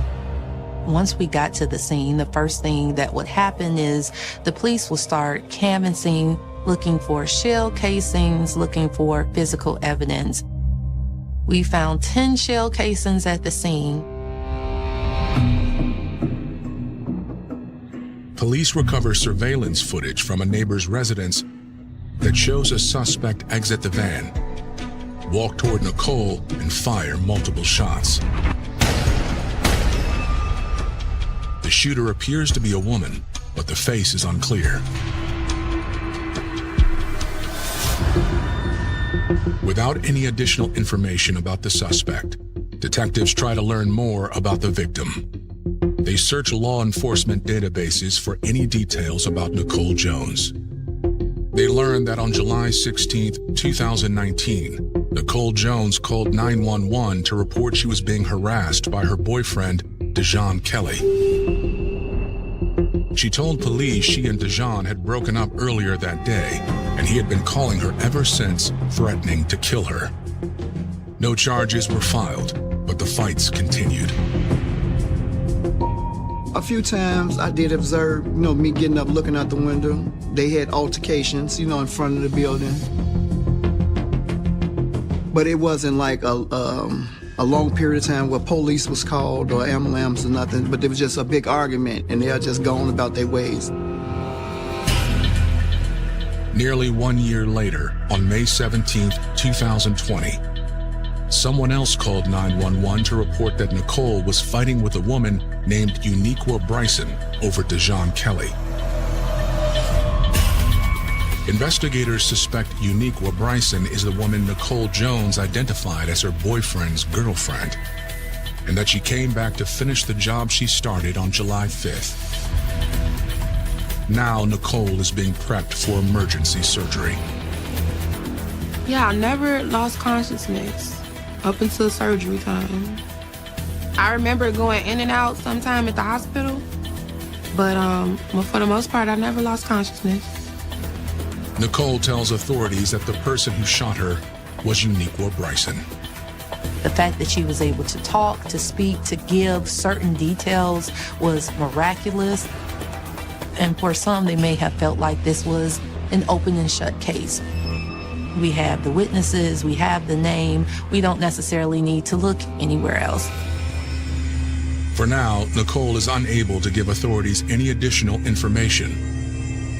As she is taken into surgery, her friends and family learn that she is in critical condition and fear she might not survive the night.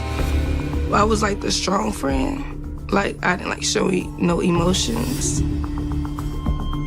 A couple hours later, that's when I couldn't hold it in anymore. They said that her condition really wasn't known, and they were just trying to stabilize her. But I believe she had fallen into a coma. I didn't know whether she was gonna live or die.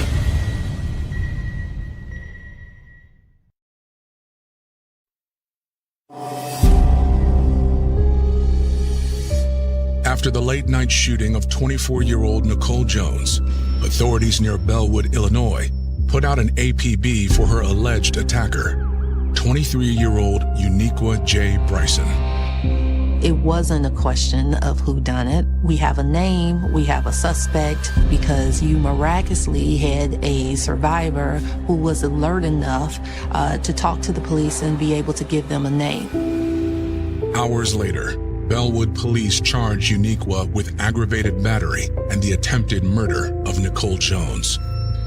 But they'll have to talk to Nicole to learn what happened and why. Unfortunately, Nicole's medical situation has taken a turn for the worse. She had fallen into a coma, so we didn't know much on the condition, and I think we didn't know for a couple days. For those few days, I was definitely nerve-wracked. The first time I remember being woke up, I remember a nurse asking me, "Is your mom Candace Jones?" And she asked me to hold up my finger because I was intubated at the moment. I couldn't talk. So she told me just to squeeze her finger. If my mom's name was Candace Jones, I squeezed her finger. And she told me, "We have our own video," because it was COVID at the time. No one could come up to see me. So I remember it got silent, and I just remember hearing her voice. And I said, I made it. I made it. I knew I was alive because I heard her voice. When Nicole called me, she told me that they were unable to remove a bullet that was still fairly close to her spine. So the chances of her walking again was very slim. I was thinking that she's very young to be going through something like this, that this was gonna change her for the rest of her life, and all of our lives, and that it was gonna be a while before things got back to being remotely normal again. After I woke up, a detective came and visited me at the hospital. The detective tells Nicole that Uniqua Bryson is in custody. They had got help from different police stations in the area, and they captured her that night. He said she even called the police on herself, saying, you know, screaming in the phone, saying that she had been robbed. The detective asked Nicole if she can explain why Uniqua Bryson might have wanted to attack her. Nicole says her problems with Uniqua began in the fall of 2019, when her boyfriend, Dejon Kelly, met Uniqua at work. One day, we're in the car, and he does music. He showed me a video of a young woman dancing, like, with shorts on to his song. And he's not famous, so I'm like, who is this, you know? And that's when he said, oh, this is somebody from my job. I was very, like, confused with that because I'm a woman that worked with other men. I would never put on shorts and twerk to any of my coworkers' music or anything. I wouldn't even send that to no one, you know? So I'm like, does she know you're in a relationship? Like, you know, this is very, inappropriate, you know? He like, oh, I do music. People gonna dance to my music. Like, that's nothing major. Eventually, I see the name Uniqua pop up on his phone one night, and I asked, who is Uniqua? And he said, oh, we work together. She's just a friend from work. It started feeling very off to me when we're asleep at 1 and 2 a.m. and his phone is going off, and it was her. DJ will always just say, oh, she must want to buy something off of me or, you know, something like that. He assured me that nothing like that was going on. As a woman, we tend to know when something's not right. Our guts rarely lie to us. Nicole had the signs. Nicole had the warnings. But what do we all do at some point or another? We fall. We ignore it. In January 2020, 1 week after Dejon's birthday, Nicole says she found proof that he was having an affair with Uniqua. When he had went out for a little second, I went through his things and I found a birthday card that she had gave him. And she said, I know your birthday is gonna be so special this year because you're with me now. So when he got back to the house, I just went off. Why is she saying she's with you now, you know? He like, oh, I don't know why she's saying that. I immediately, kick him out. So he leaves out the house. Nicole confronts him again outside, and Dejon admits he has been intimate with Uniqua. I let him come back into the house. I'm like, well, you just sleep on the couch and I'll take you to your car tomorrow. When we get into the apartment, he's just looking at his phone and he starts to look out the window. And I say, did you really call this girl over to my house to come pick you up? He like, she the only person I know that's up right now at this time. To avoid a confrontation, Dejon texts Uniqua and tells her not to come. But the message backfires, making the situation even worse. He telling her not to come, and she's persistent on coming. He even told her, if you come, my girl gonna wanna fight you. And she still's like, I'm coming.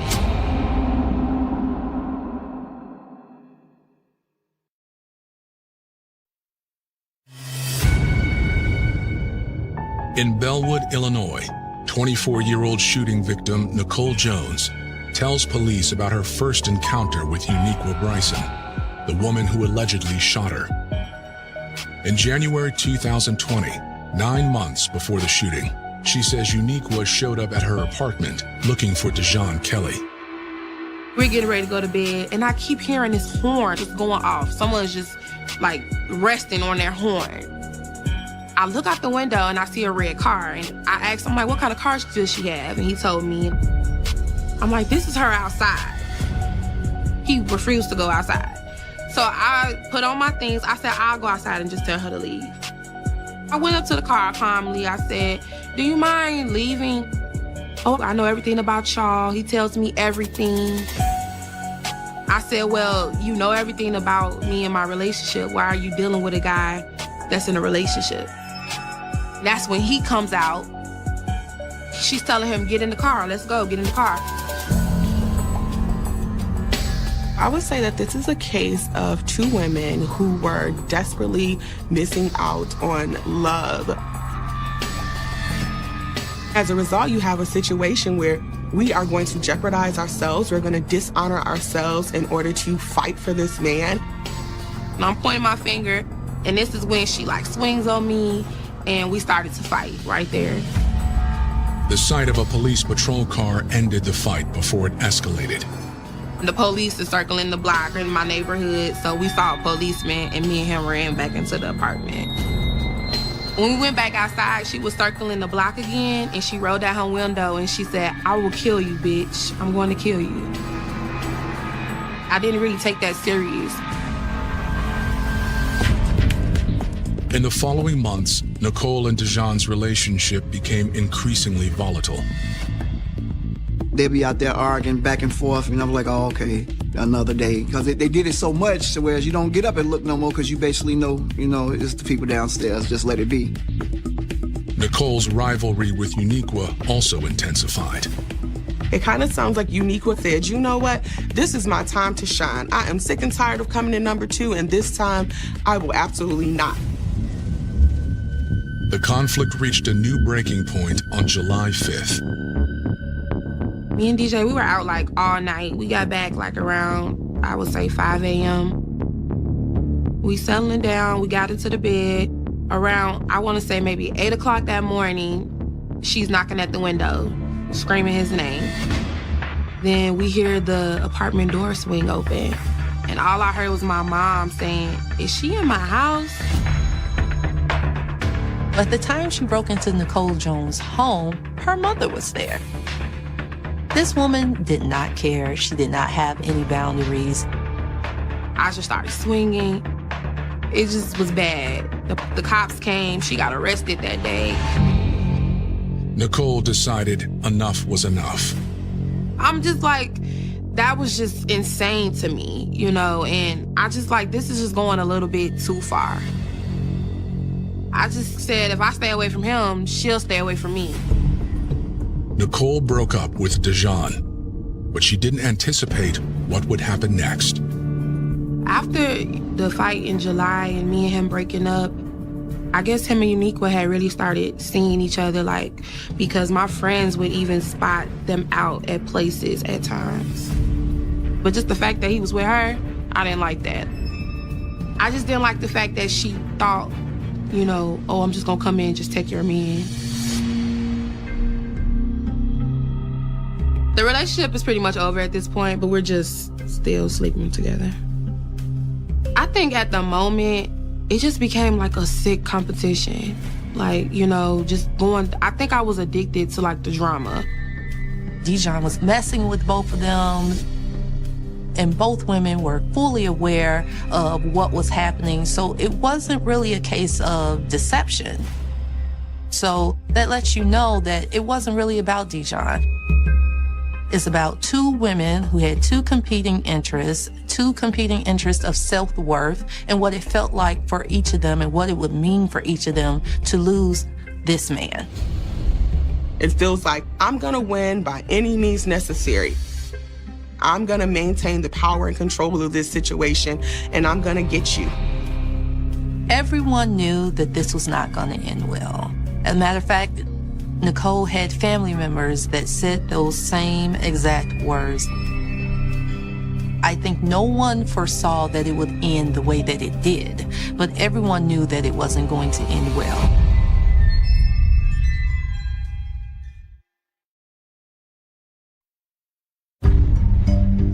In 2020, days after an attack that nearly killed her, Nicole Jones tells police how her rivalry with Uniqua Bryson escalated for months, leading to an eruption of violence on Halloween night.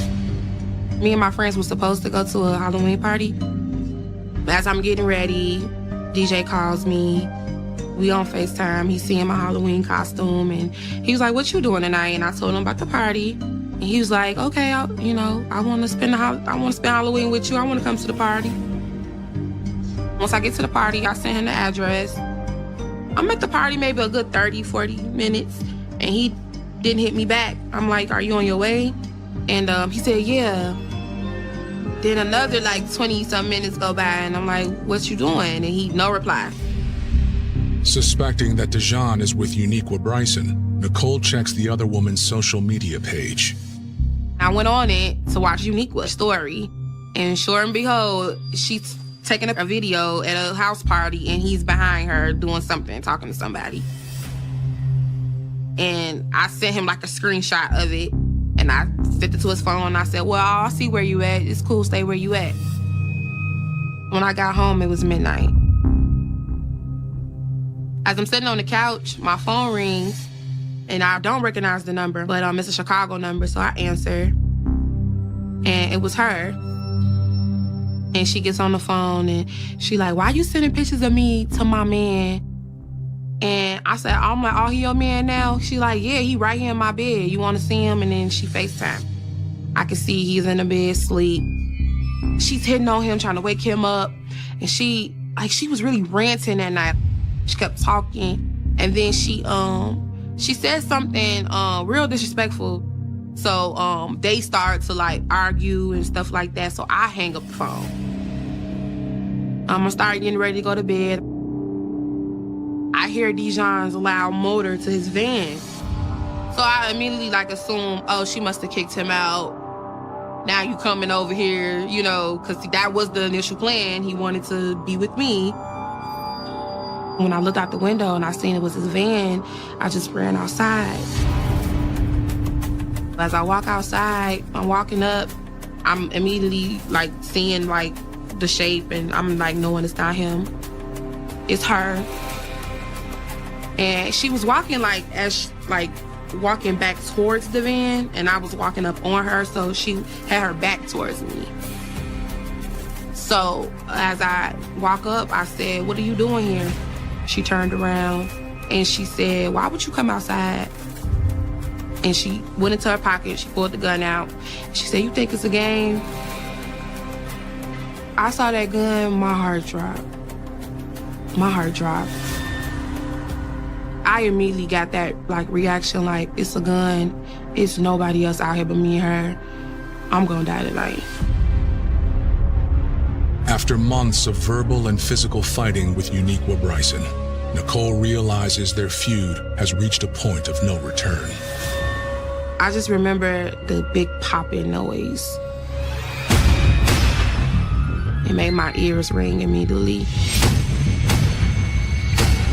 And then once I felt that first bullet, it was so hot. It just felt like I was in a room of fire. And that immediately, my body just collapsed. And I fell dead on my stomach on the street. And then that's when I feel her presence come over my body.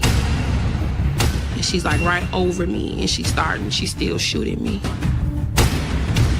I'm calling for God, I'm calling for my mama. I'm just screaming. And at this moment, I just hear her say, die, die, die.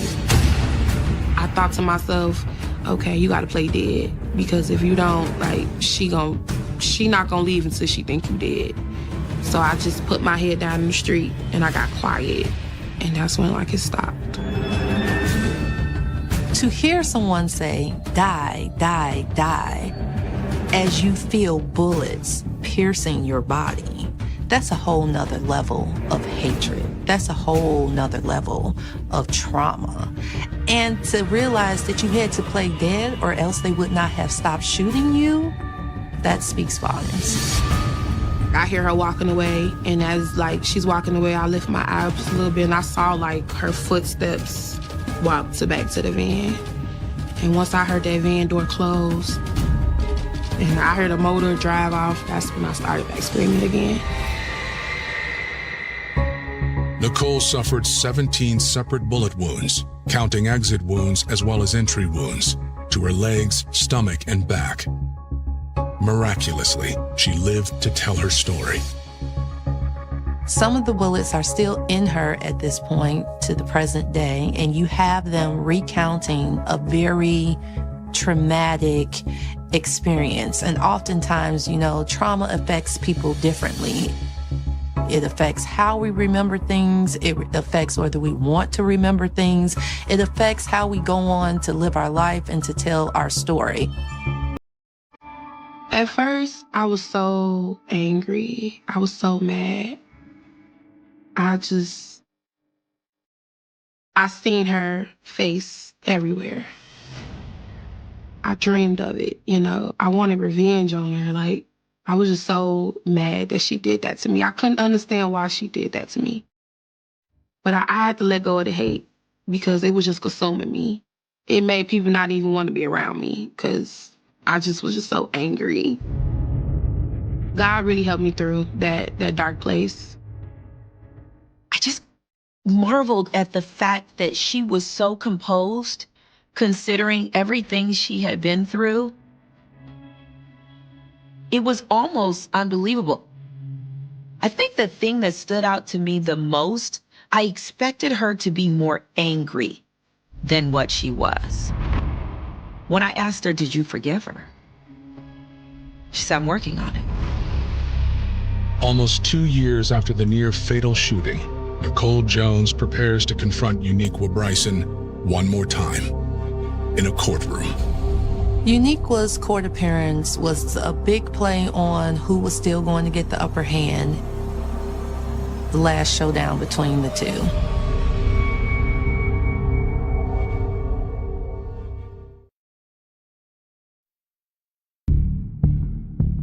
On December 5th, 2022, Uniqua Bryson goes on trial for aggravated battery and the attempted murder of Nicole Jones. The defense's strategy was to try to cast doubt. So you have the victim who's telling you, this is the person who did this to me. And the defense decides to try to raise doubt on gunshot residue and which hand it was found on and whether the shooter was left hand or right hand, or was trying to use the surveillance to say, okay, the gun was in a different hand, and so this person couldn't have done this. But there was just too many factors stacked up against Uniqua in this instance, mainly Nicole. When you are shot at 17 times and you live to tell the tale, you're going to remember who did it. Nicole testifies against her attacker, but Uniqua remains silent. Uniqua was just staring me down. And you could just see the hate in her eyes for me. There was no emotion. There was no remorse. It was like she was annoyed that she was even sitting there, and even more annoyed that Nicole was still alive. As the trial comes to a close, the judge finds Uniqua Bryson guilty. 2 months later, she is sentenced to 31 years in prison. At the sentencing hearing, I wrote a statement, and the state attorney read it. I said, I forgive you, and I hope that you get the help that you need while you're serving your time. No one wins in this case. You have two women whose lives are forever changed. One woman is spending a majority of her life behind bars. You have another woman who is living partially paralyzed and have to live with what happened to her for the rest of her life. Nobody's won. Nobody wins. I'm very surprised that no one wanted to talk to Dejan or didn't make it mandatory. He has said to me that night they had a fight. She ran downstairs and he remembered her screaming and just, crying real loud. And he didn't go down to check on her or anything. He just rolled over and went to sleep. And he said the next morning he saw his keys was gone. And then he got a call from the police station from Uniqua saying that they were accusing her of shooting me. I think for Dejan to experience redemption, he has to first acknowledge his role within the situation. You have a lot of people who are dead on the inside and could care less about that acknowledgement or that redemption. So it really depends on where he is in his walk of life. Until then, Nicole Jones is moving forward, not looking back. My best hopes for my friend is continue to be brave, continue to be great. She's smart, she's beautiful. In situations like these, resilience is often built, and resilience is that thing that keeps us going despite of. We don't know where the strength is coming from. We're just making that decision every single day to say, I am bigger than my circumstance. I am bigger than what happened to me. Living my life is of the utmost importance, and no matter what, I'm going to persevere, I'm going to push, and I am going to have the greatest life I can possibly have. I think she's very strong. One of the strongest people I know. A year later, she was able to walk and has made so much progress. And she really did beat the odds because what the doctors was telling her, she pulled a complete 180. Some good will come out of this. I don't know what that is, and it's up to her to find out what that is. But I believe that she has a mission here on life, clearly. There's a reason Nicole survived. And we're all gonna be here rooting for her and looking for her to reveal that to us. I definitely want to, work as a gun violence advocate. I definitely want to do a foundation for women. We're worth more than a lying, cheating bum. We give ourselves out so deeply to these men, and what do we have in Being in love requires a leap of faith. Following someone into the great unknown, hoping to find your happily ever after. But when passion and devotion are twisted into obsession and control, that leap of faith can feel like being pushed off a cliff, plummeting into an abyss where everything you know, even yourself, slowly falls further and further away until you hit 2017, Detroit, Michigan.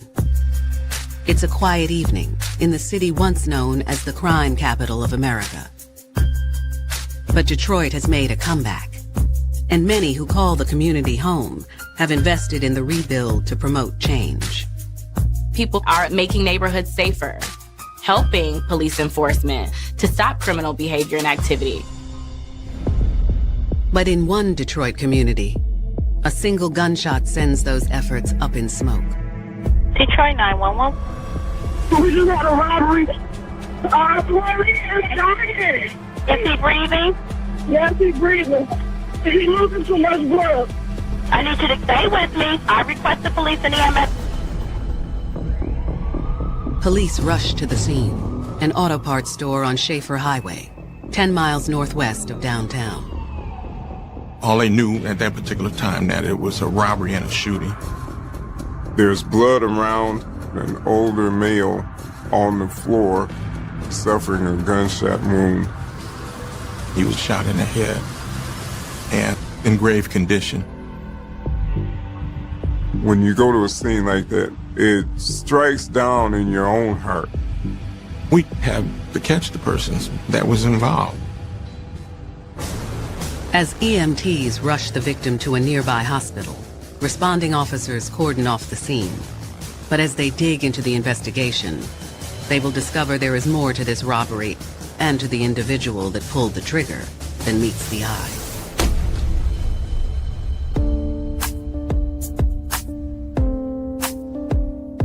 "23-year-old Detroit native Shantae Anderson was a dedicated mom to her young daughter of 4. She's a young single mom doing the best that she can. The pregnancy had been a bit of a shock to Shantae, as well as to the child's father. We was in a year-long relationship, and unbeknownst to me, I was pregnant. The father didn't stick around after the baby was born, but that only made Shantae more determined to provide for her little girl. She said, I'm a strong woman. I can do this myself. I want to be able to take care of her. So I'm going to go ahead and try to become a professional woman. My goal was to become a preschool teacher, so I went to school for early childhood development. Shantae leaned on her family while she studied toward her degree. I had family support. When it came to my daughter, my mom and my sisters still watch her while I worked and went to school. With a close family and a beautiful baby girl, Shantae felt lucky. But there was one thing missing. Most young women at that age desire some form of companionship.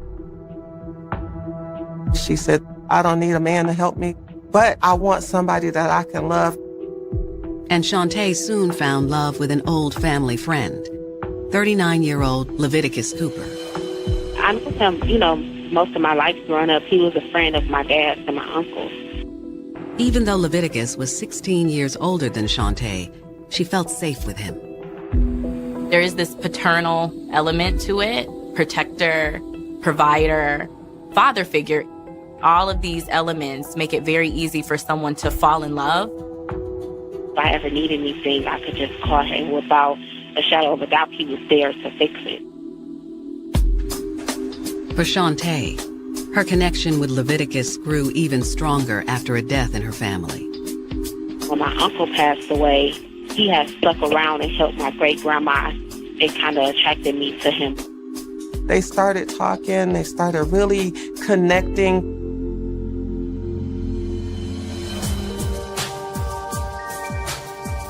They start to date, and she falls in love. It was fun, fulfilling, romantic companionship. He made her feel loved, made her feel wanted. Shantae hadn't planned to fall so hard for Leviticus, but he was everything she had hoped for in a man. She's thinking that this man really loves her and that he's really going to take care of her and her daughter. But little did Shantae know that the love of her life was harboring a secret. One that would propel Shantae down a dark path, into a life she barely recognized, into a decision that came with fatal consequences. Detectives have been dispatched to an auto parts store on Detroit's west side. When the police got to the scene, they noticed the man that was shot in the head. The victim, still breathing, was immediately taken to the hospital. He was identified as 69-year-old James Holler. He was the store manager. Detectives speak to Mr. Haller's employees. It's clear he was loved by everyone who knew him. He was well known in the area and a stalwart citizen in the community. James Holler is a war vet. He took up this job, this kind of a part-time gig in retirement. He was a hard-working man, always made sure we had clothes on our back and food on the table. He loved us, he loved his kids, and he took care of us. He did what he was supposed to do as a man and as a father. Now, as the beloved Mr. Haller fights for his life at the hospital, detectives must ascertain what happened. The employees stated that 2 women had entered and looked around the store. At some point, one woman produced a gun. And they announced a holdup. The store employees stated that approximately $100 was taken.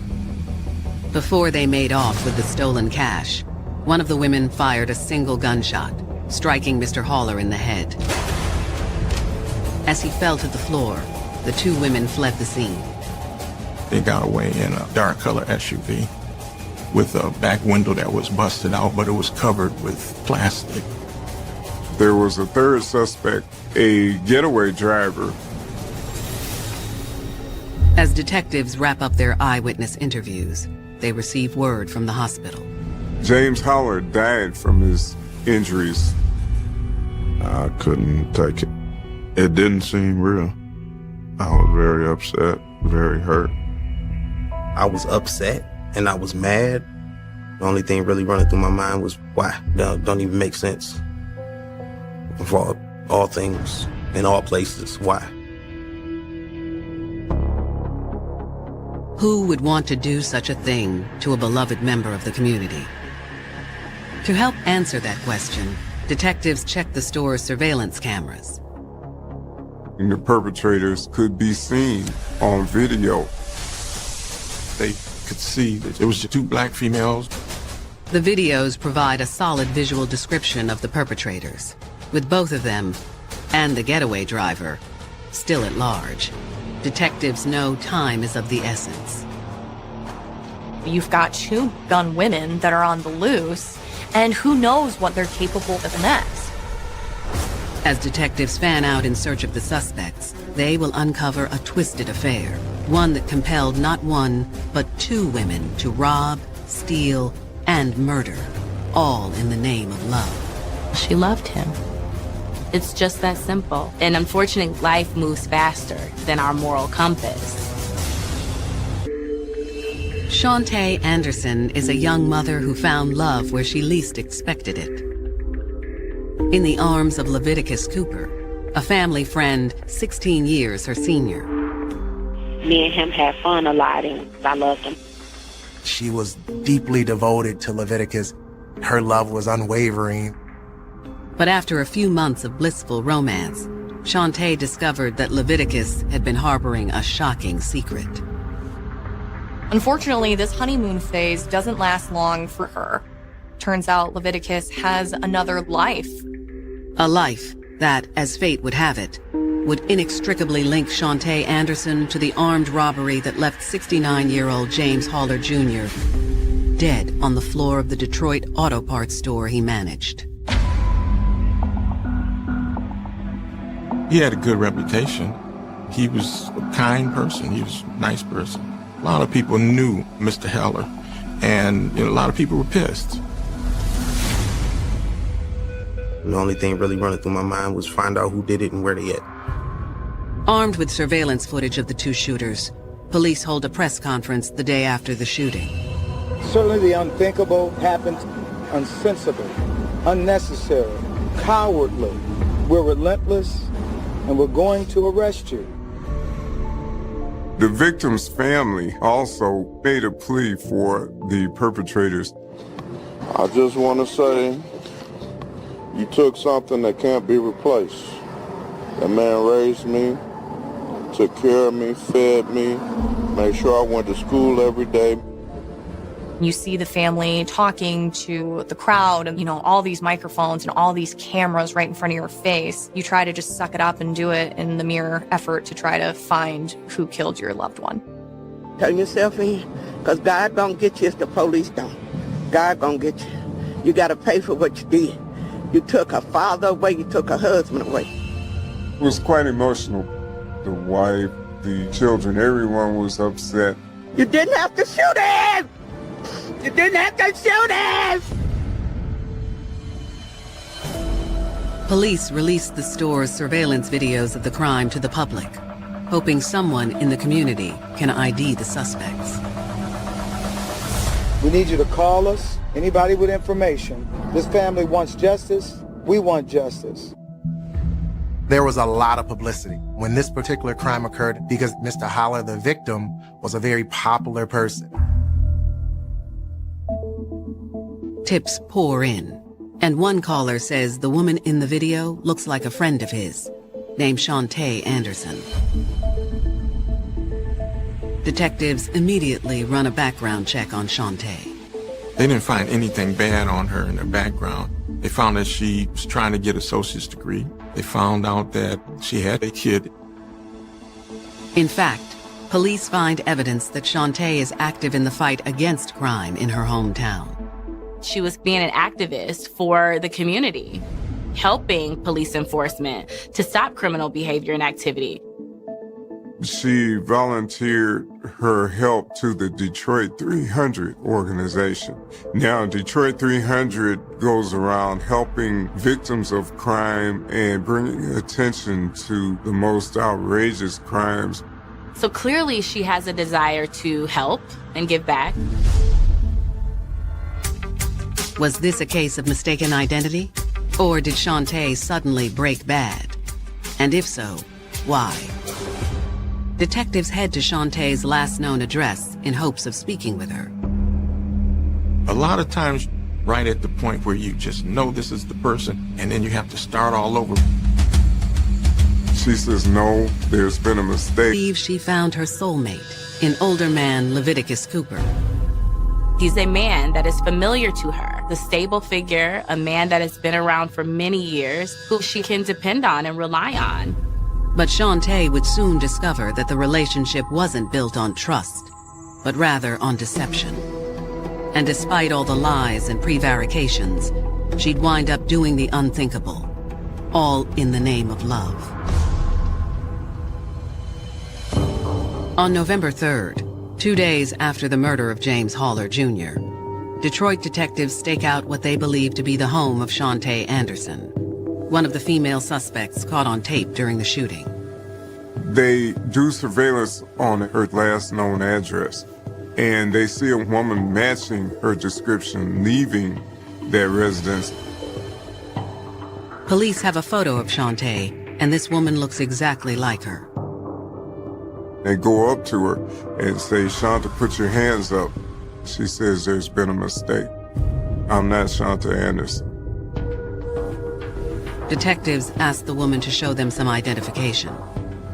She didn't have any ID on her. Since she has no ID and she can't prove who she is, the police take her into custody. At the station, detectives interrogate the unidentified woman. Do you understand we're conducting a criminal investigation? With me? November the 1st, around 5 o'clock, where were you? I was at home. The woman continues to deny that she is Shantae Anderson. Okay, I'm just going to show you a picture real quick, okay? Who is that? That's Shantae. That's my sister. Investigators realize they do in fact have a case of mistaken identity. We made a mistake. We thought you were your sister. And I apologize.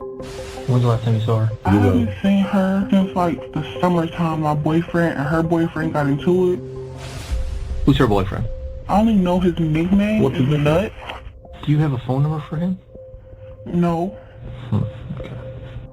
Unable to obtain the name or number of Shantae's boyfriend, detectives press Vanessa for the address where he and Shantae might be staying. We stay on Franklin and Stansbury. Franklin and Stansbury? Mm-hmm. Who lives over there with her? I don't know who stayed there, but I know he be over there because it's her boyfriend. On November 4th, 3 days after the shooting, police descend upon the address provided by Shantae's sister.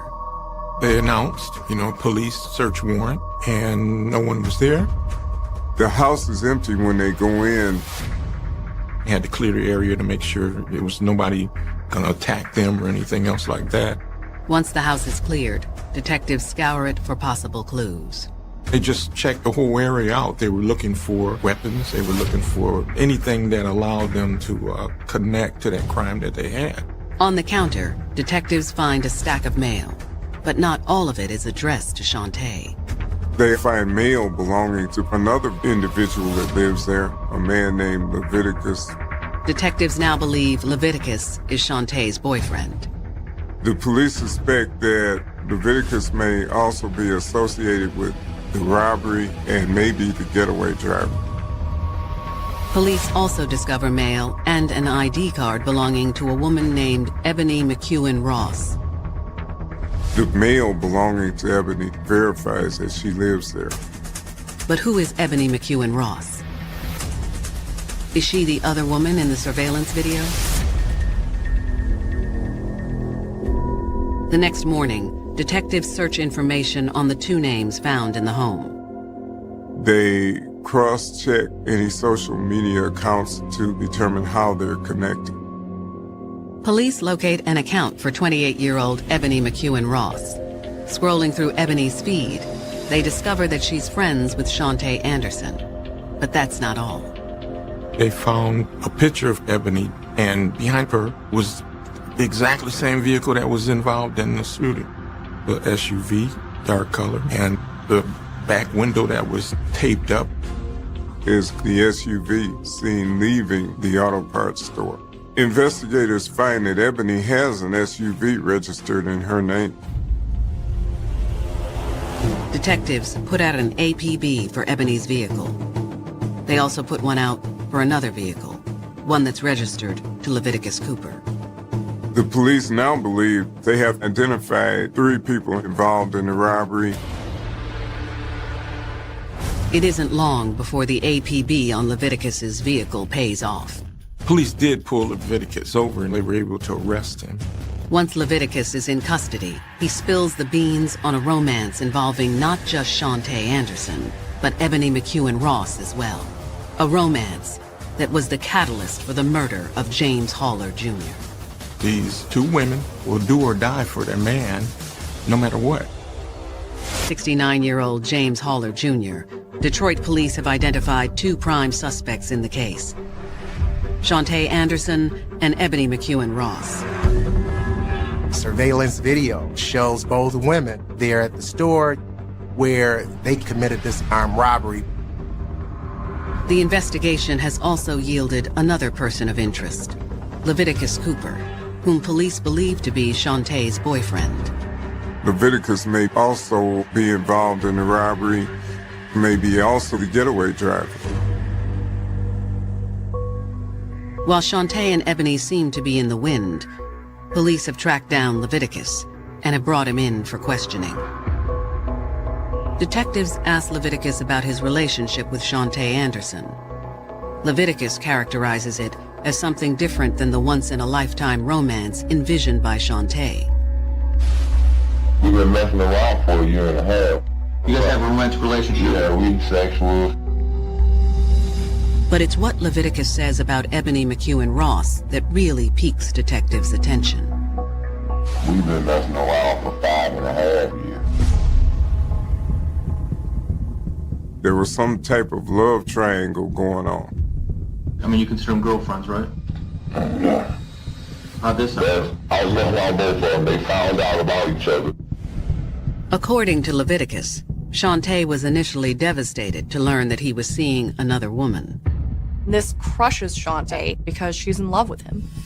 Not that Ebony was exactly thrilled to learn about Shantae either. They know that it was few. I'm saying, I'm not gonna be neither one of y'all. He was sleeping with both of us, and she looking at me like, this is my man, and I'm looking at her like, this is my man. These women are having to vie for time, affection, commitment, attention. So it does create this kind of messy system of competition.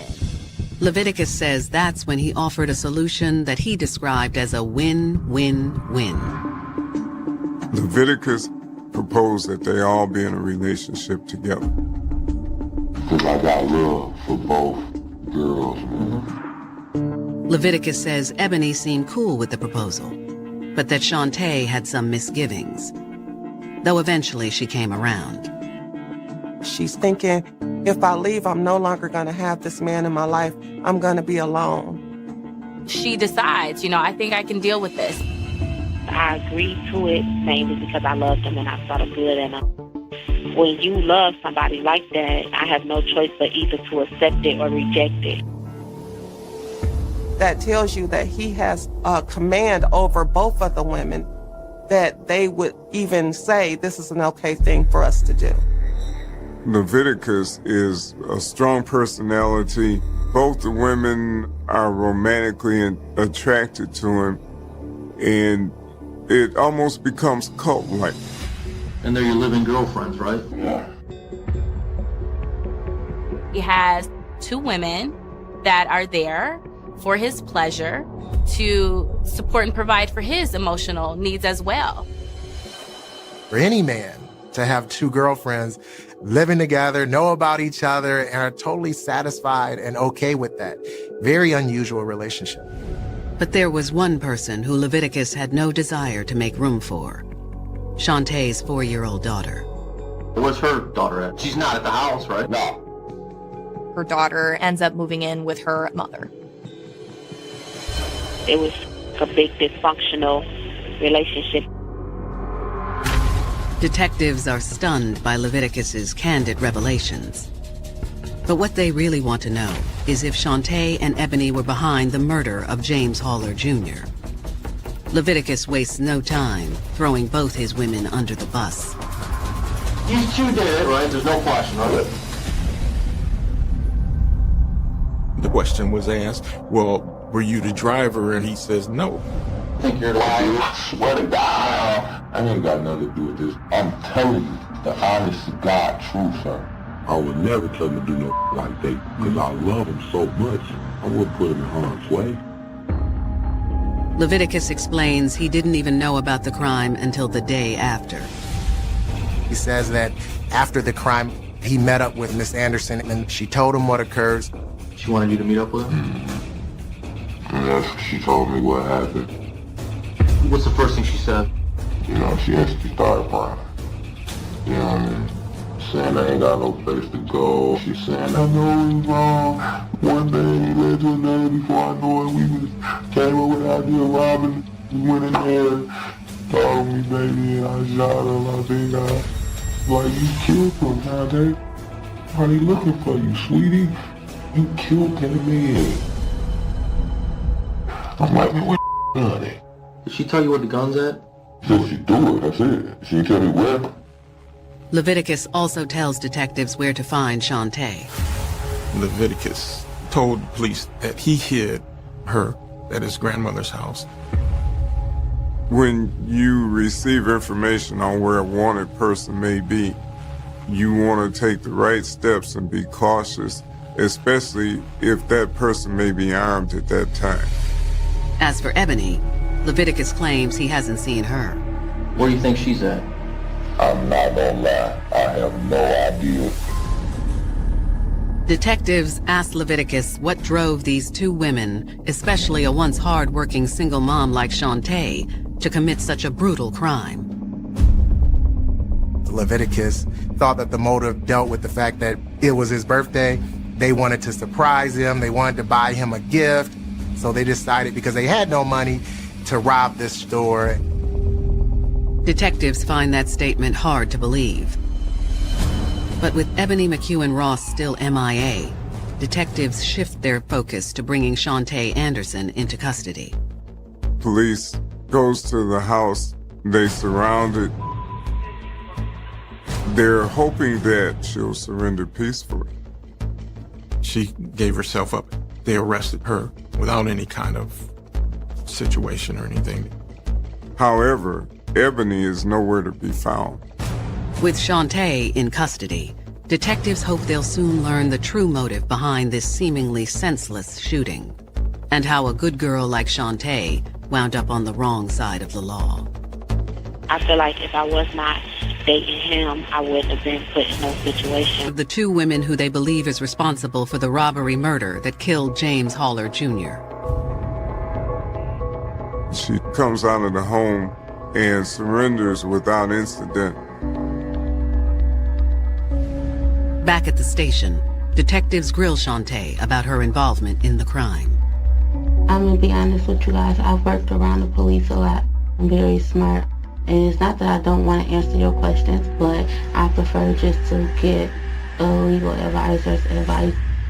That's fair, but you know, it's some pretty hefty allegations that's been levied against you. Yeah, that's right. Okay, so you know, when you put it all together and it goes over to the prosecutor's office, they're gonna make their decision whether you say anything or not.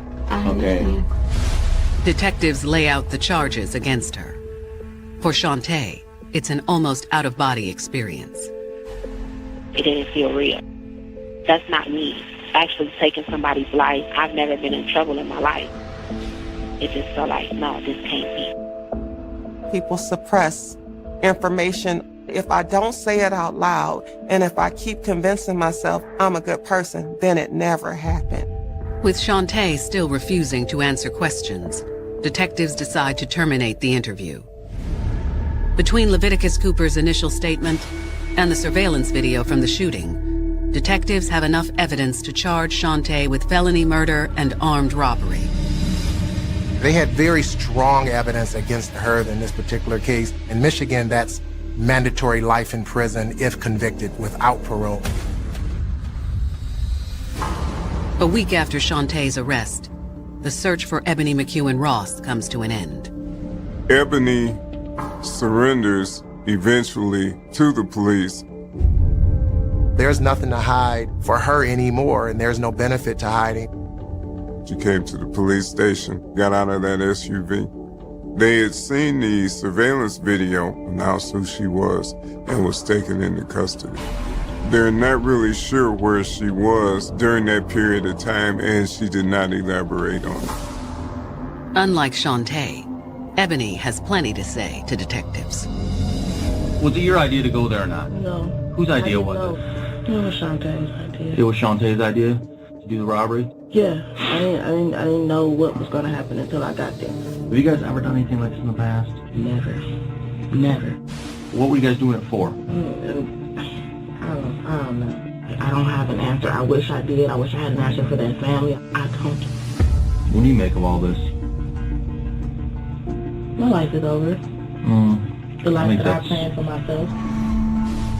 Detectives press Ebony on Leviticus's involvement, but she immediately shuts them down.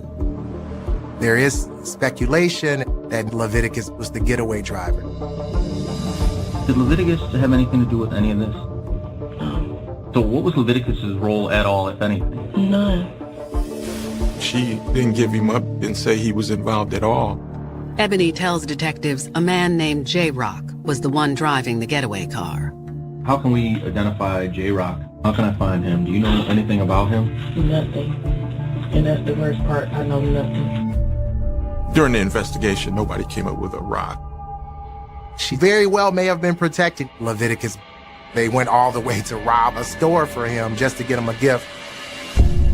Ebony McEwen Ross is charged with felony murder and 2 counts of armed robbery. The police were never able to actually figure out who the driver was or to actually implicate Leviticus more than harboring after the fact.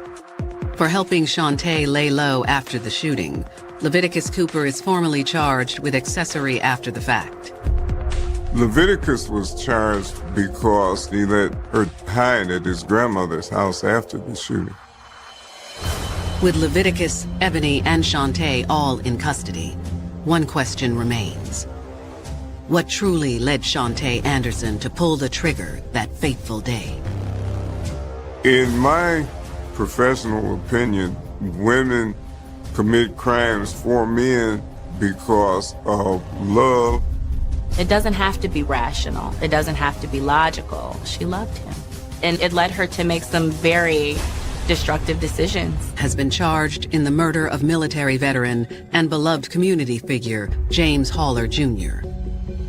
Another woman, Ebony McEwen Ross, has also been charged in the crime, which stemmed from the robbery of the auto parts store where Mr. Haller was the manager.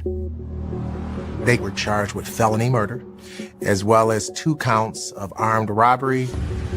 The investigation also revealed that the 2 young women were in a polyamorous relationship with 39-year-old Leviticus Cooper prior to the crime.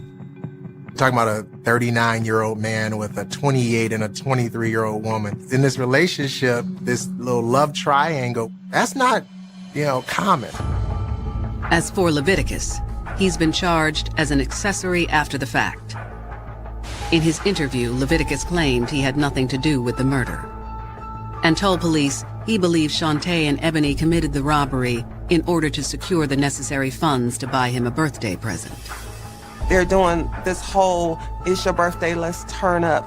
They want to make sure that they're pleasing to him. It speaks to desperation. They engaged in this because Babe loved him. Both women decide to forego a trial and take a plea deal. At her sentencing hearing, Shantae claims she has no memory of committing the crime. I don't really remember what happened. It's like a fog. She was highly inebriated with alcohol and weed throughout the day of the shooting. To say that you had no memory because you've been drinking, I mean, we've all had a couple drinks, maybe gone a little bit too far, but you don't murder someone. Shantae tells the courtroom that the true motive behind the crime was fear. Fear that she'd upset her man, Leviticus Cooper, who over the past few months had morphed from a loving, caring partner into something far more menacing.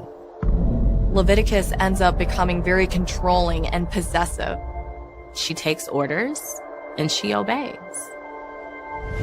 When you feel like you're in love with that person, you kind of overlook all the negative. He was 16 years her senior when there's such a substantial age difference. There is an element of control and power. Shantae says she considered leaving, but deep down, she still loved Leviticus. Even when there was a negative going on, basically, I would make excuses. She got so caught up in, I want to please him. I want to make sure that he still loves me. Shantae says that on the afternoon of the crime, she and Ebony were hanging out, having a few drinks, worrying about what they could buy Leviticus for his birthday. Moments later, Leviticus's friend, a man Shantae claims they knew only as J-Rock, allegedly rolled up in Ebony's black SUV. I remember J-Rock telling us that Leviticus said go ride with him somewhere. Shantae explains that J-Rock suggested it was time to go shopping for Leviticus, whether the two women had money or not.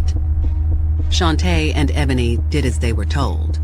Basically, anything Leviticus say goes. J-Rock knew that if he threw his name in there, that we were going to listen. It was an opportunity for her to prove that her love was unwavering, that she was deeply devoted to Leviticus. If J-Rock wouldn't have said his name, I wouldn't have agreed to nothing.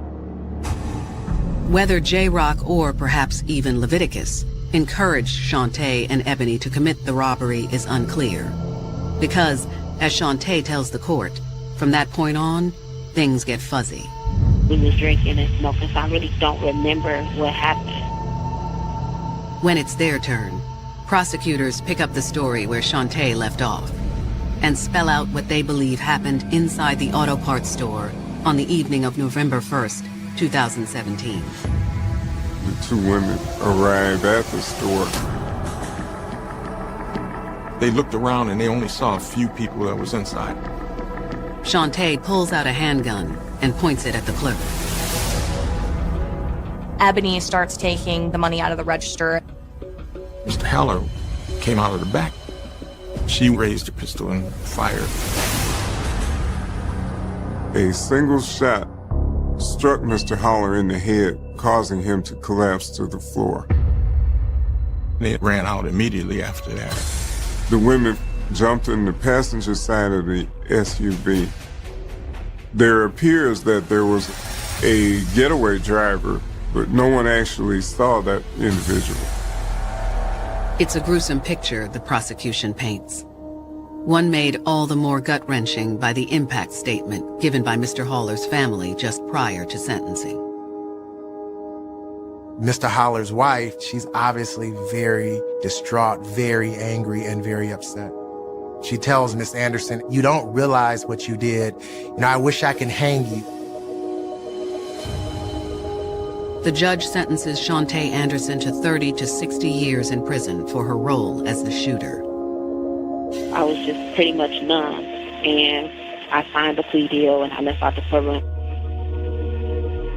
Shantae's lack of emotion doesn't sit well with the victim's family. You made a poor life decision. Own up to it, instead of trying to be a little punk and run from it. Or at least show some damn remorse. At her sentencing hearing, Ebony McEwen Ross receives a sentence of 21 to 50 years. Ebony was very remorseful. She stood in front of the judge in tears. Leviticus Cooper also pleads guilty to accessory after the fact for hiding Shantae at his grandmother's house. These women will spend a good chunk of their lives in prison. He ends up getting 2.5 years probation. As for the mysterious J-Rock, detectives were never able to locate him. Some of them question whether he even existed at all. I believe that it was Leviticus that was driving. They could have been protecting him for the sake of protecting him because he was their lover.